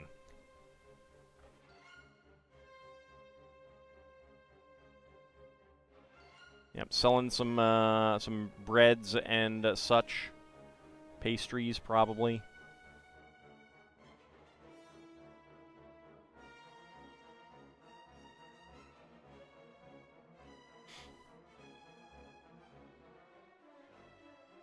Then, of course, the windmill that you can actually rotate with a roof. Little brick-built sheepy. Cart with some treasure and a carrot in it. Connect it all up. Yeah, it's pretty cute. That is pretty cute. And then the final one is a jousting tournament with a way to watch over the gates. It's very, very similar to a set from about 15 years ago. I think 2009 or 2011.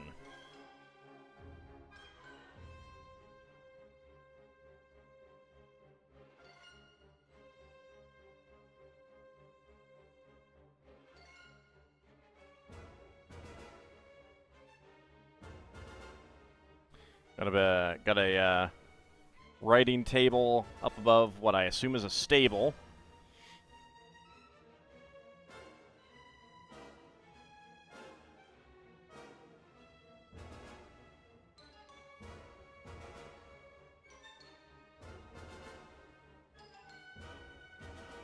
And a canopy bed, kind of canopy bed. Half canopy bed, I suppose, in one tower. Should rebuild those sets, but where would you put them? Yeah, I'd say go for building something new. A differently constructed anvil. That's interesting. I assume that's an anvil. Maybe not.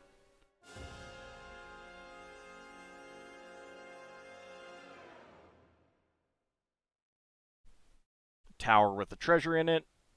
Other tower has a fighting dummy.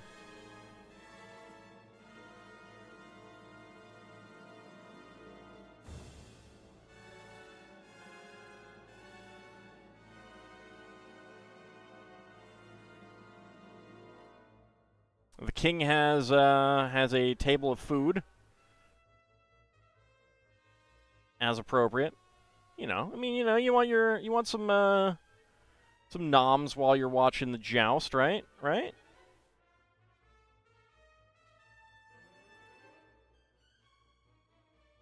A keg. Kind of thing that Lego wouldn't let me put into a model. You know, as you do. It's a good thing I'm not bitter. It's a good thing I'm not bitter. Alright, let's see. Just some spare weapons. They do have the mace made of a 4L bar with a 8-tooth axle, which I like.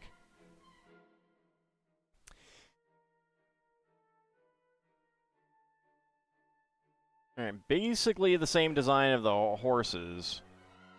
Different colors, but otherwise very similar.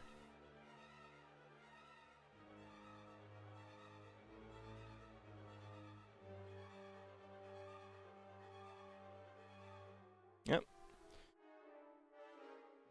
Alright. Yeah, I wish that had been selected as well. I was really proud of it, but oh well, it happens. There is a new thing running right now that I might see about trying for. It's making a food cart or food stall. All right, so let's put that aside and get our stuff out for some minifigs. I need to clean that section off there. Jeez.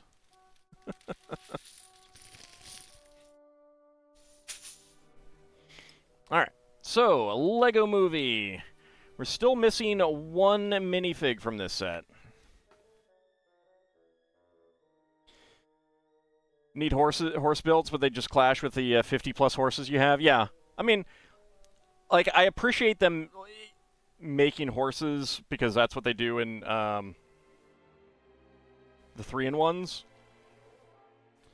That's 3, 4, 5, 6, 7, 8, 9, 10. All right. D10. 6. 1, 2, 3, 4, 5, and 6.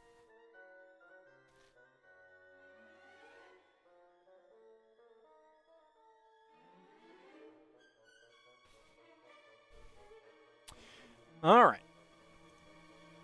Let's start a prediction.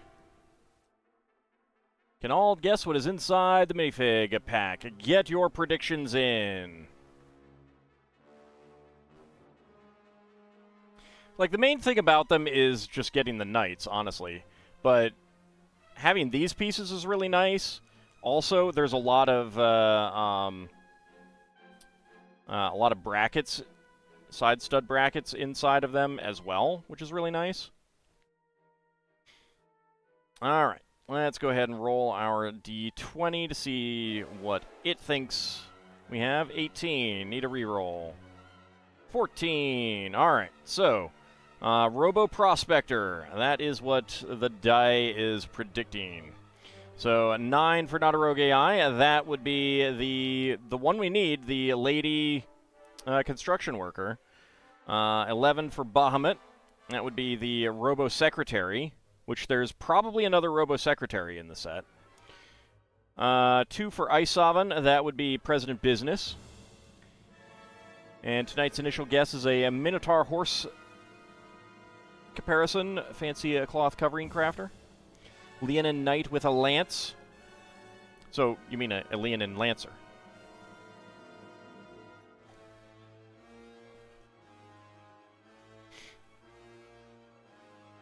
Is he also a Leonin Yellow Dancer, though? That's the question.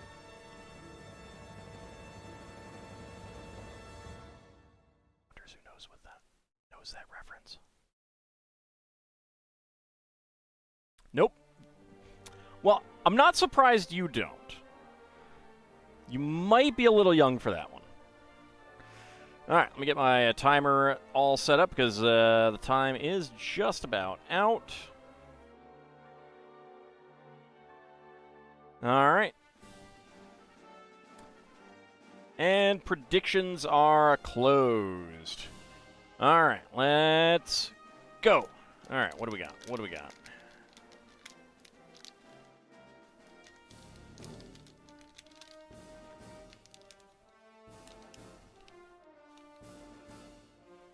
Okay.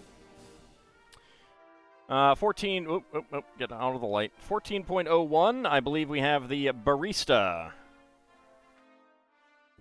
I believe we have the barista.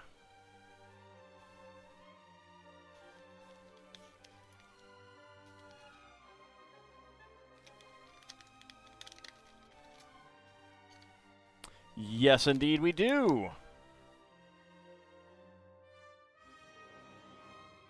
All right.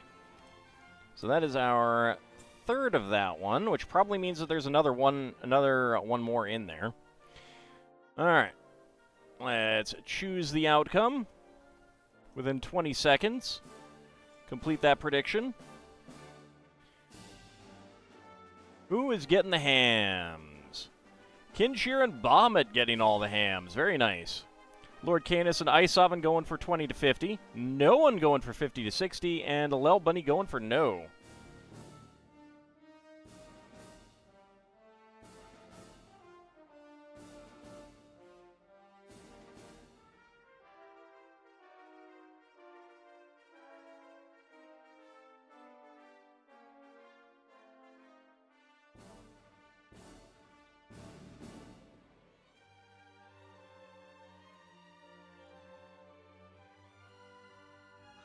There we go. We got the Happy Cup as well. Happy Cup Barista.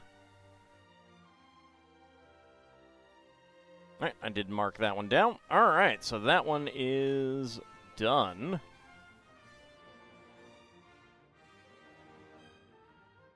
Next up, I mean, we're not done with that set. We still have one more minifig to go. I'm shocked it's taking so long.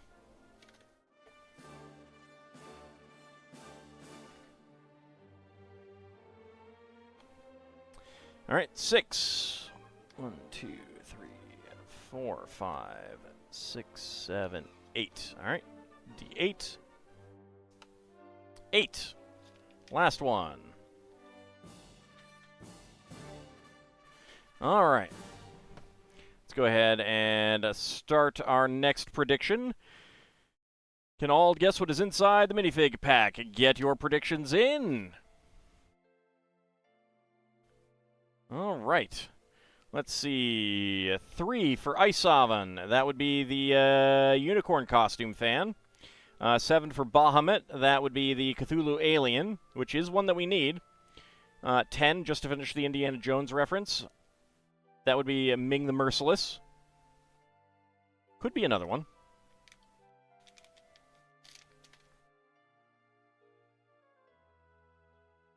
Seven for Nadaroge Eye. That would be also the Cthulhu alien. Next guess is a Minotaur Gold Smeltar. A Leonin Treasure Hunter. Alright, get your predictions in. About a minute to go. Can I guess what is inside the minifig pack? We are currently missing the Fencer, the Cthulhu alien, and the Snake Charmer. Those are the ones that we have not gotten yet.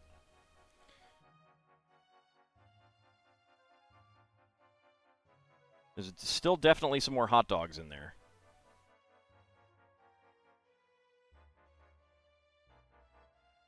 You never do the number guesses, but you could not resist? Oh yeah, I need to roll for myself. Well, it's just rolling the dice. All right, 15, the Lady Cyclops. Lady Cyclops. Get your predictions in. Can I guess what is inside the minifig pack? Get my timer all reset and ready to go.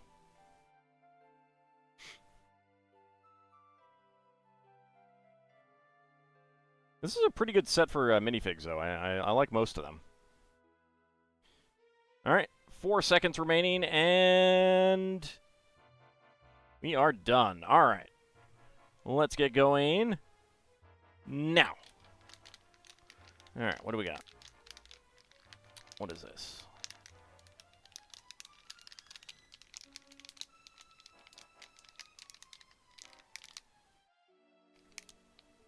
All right.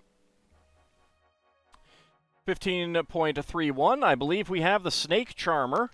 I believe I felt the snake.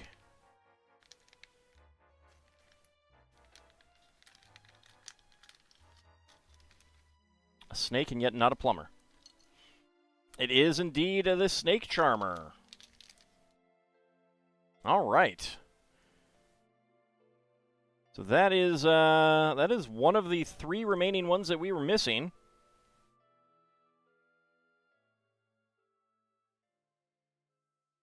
Helps if I put the head on before I put the turban on, I suppose. All right, let's choose the outcome. That was within 20 seconds. Complete that prediction. Who's getting the hams? Kinshir and Bahamut getting the hams. Very, very nice. Lord Canis going for 20 to 50. Robblejack's going for 50 to 60. And Lel Bunny going for no.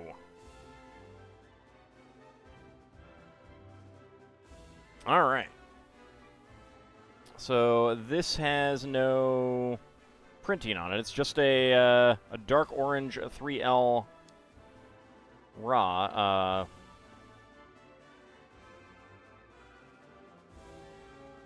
3L bar.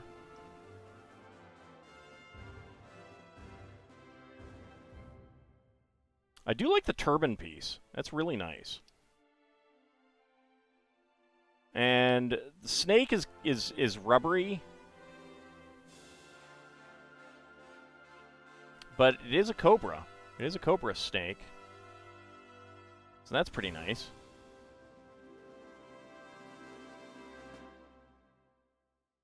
Kind of hard to get onto the studs because it's rubbery, but it's a pretty nice minifig.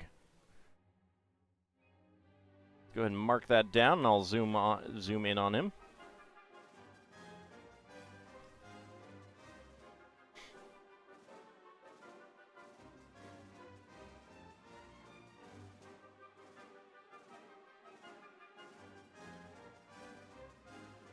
No back printing, but a really nice turban headpiece.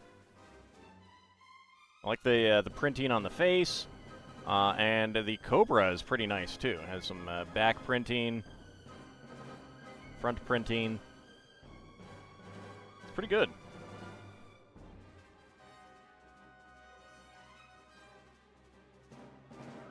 So, our snake charmer can get there.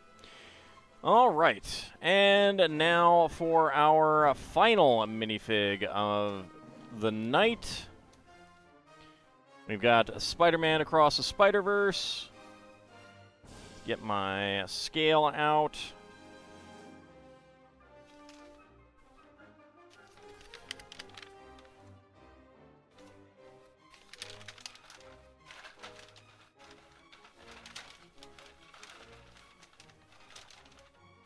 All right.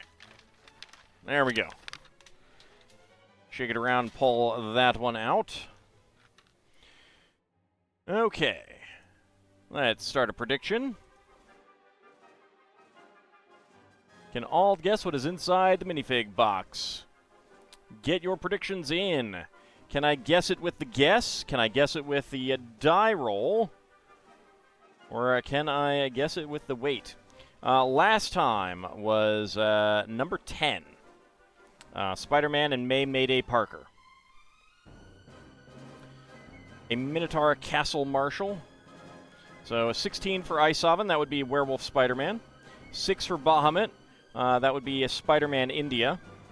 7 for Nadarogi would be a Cyborg Spider-Woman.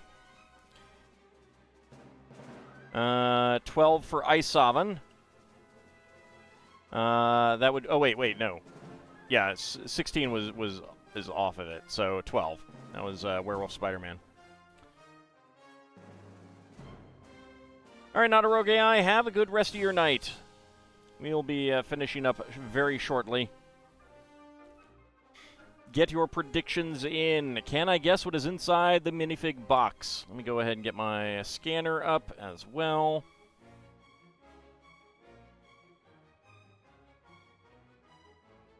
There we go. Scanner's all ready to go.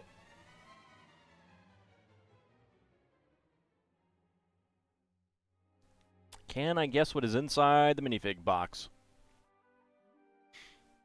The next time I get a full set of one of these, I will go ahead and weigh them, like and have a weight chart.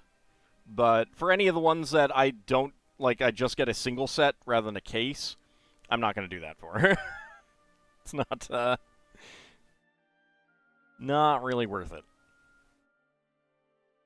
Because then I'd have exact numbers. Because if I have the glue and spare parts can change the weight slightly.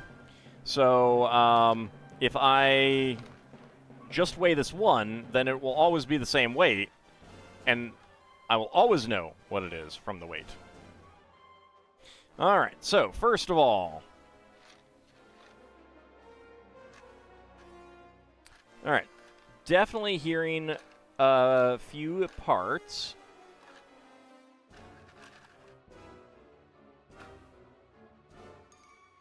All right, so I'm going to say Cyborg Spider-Woman.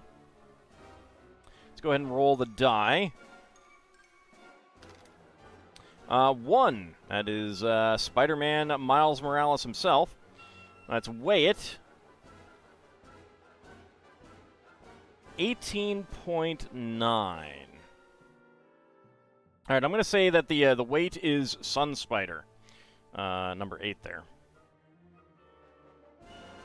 Let's go ahead and find out.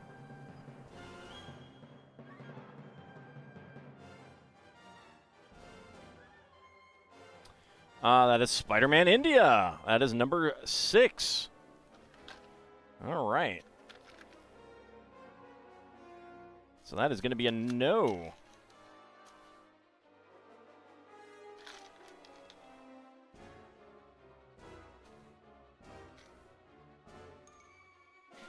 Okay, let's choose the outcome.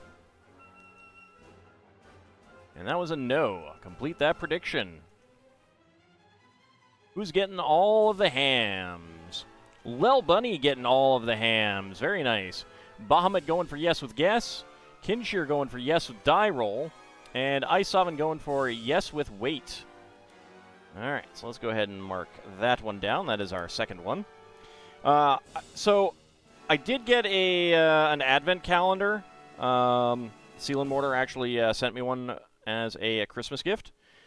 So in December, I think we're going to put this set on hold. And we will just do advent calendar for December. And then we'll pick this back up in January. All right, Bahamut, have a good rest of your night. And he has a kitty. Spider Kitty.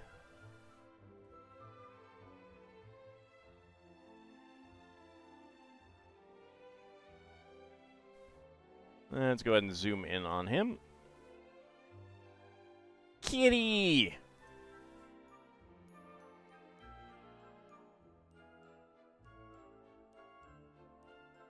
Fluffy kitty with a mask.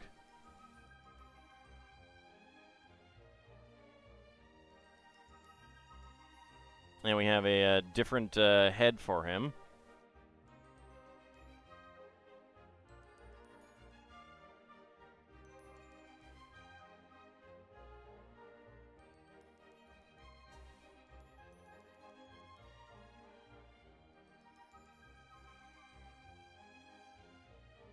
Oh, and a teacup.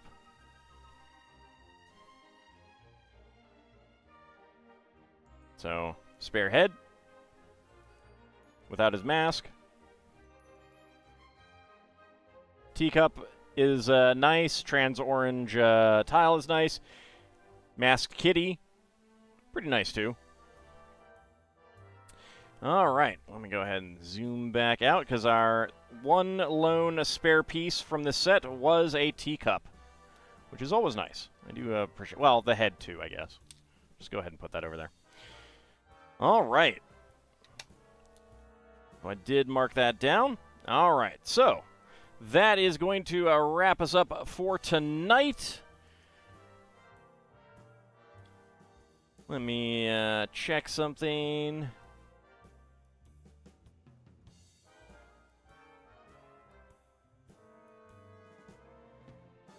All right. So we will be back tomorrow for some more Spelljammer.